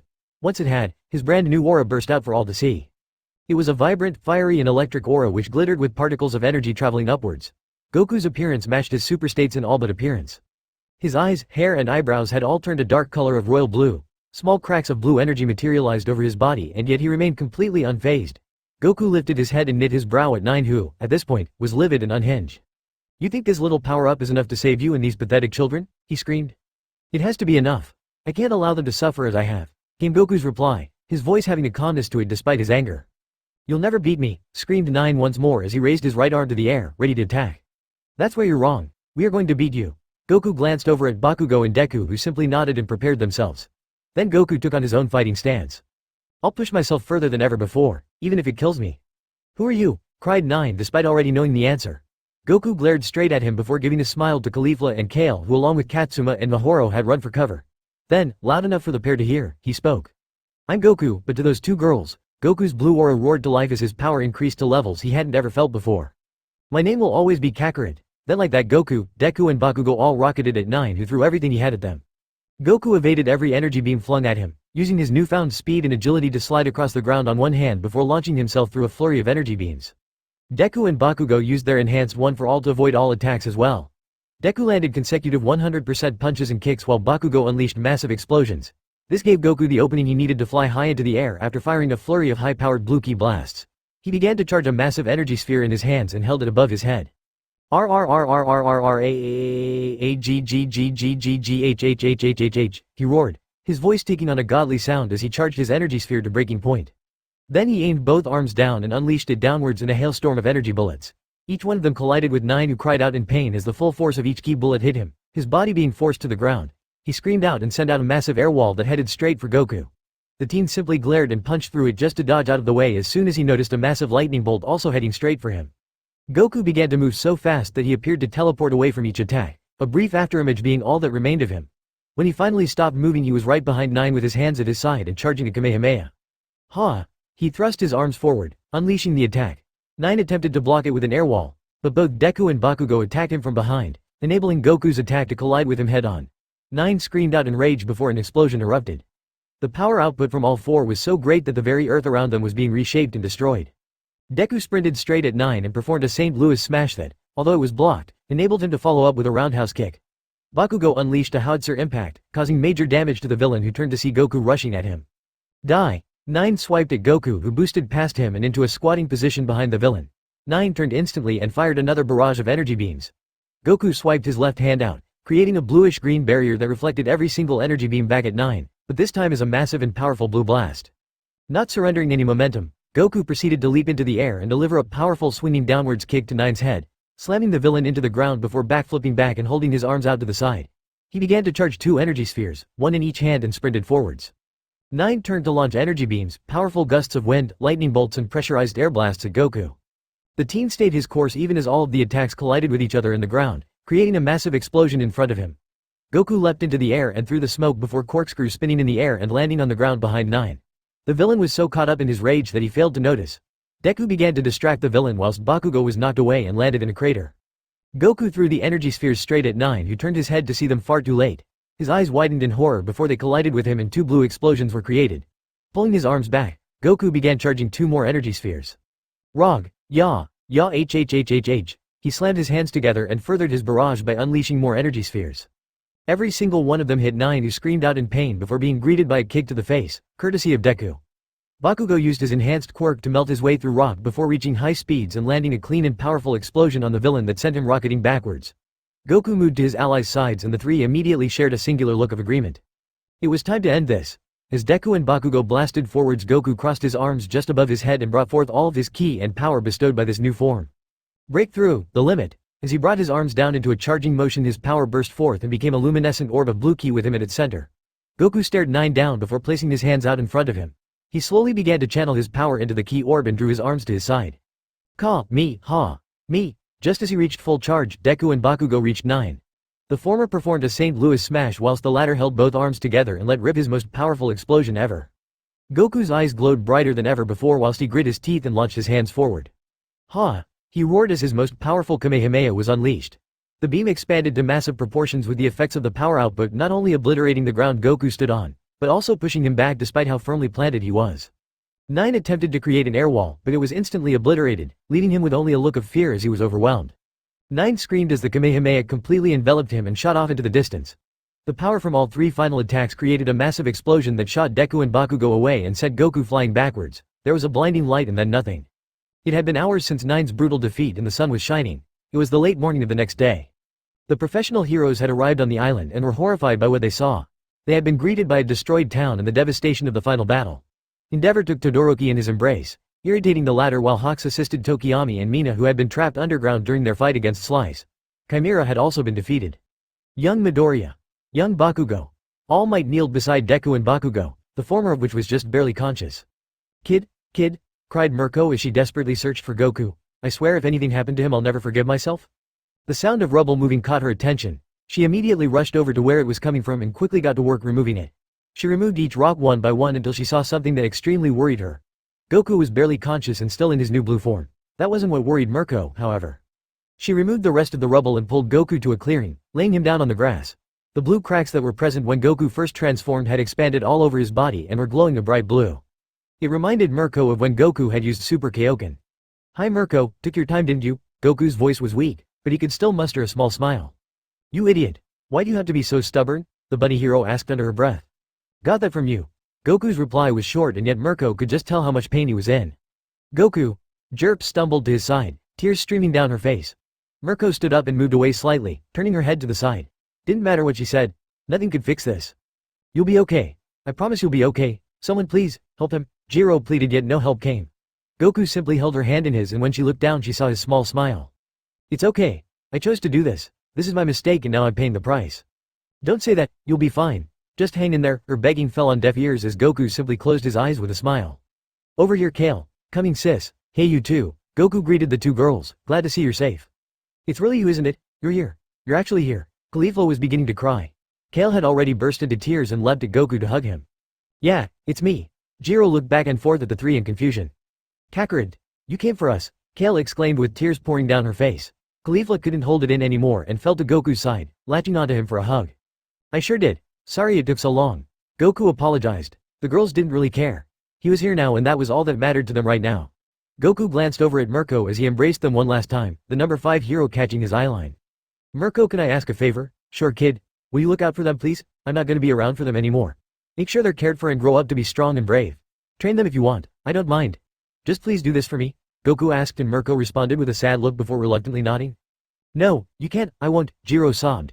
Goku weakly placed his hand on Jiro's face and wiped away her tears. All I've ever wanted was to truly save someone. I succeeded. I helped save the island folk. I saved Kifla and Kale. The sisters I never knew until now. I saved you. Everything I've ever done has been worth it. Live a good life, Kyoka.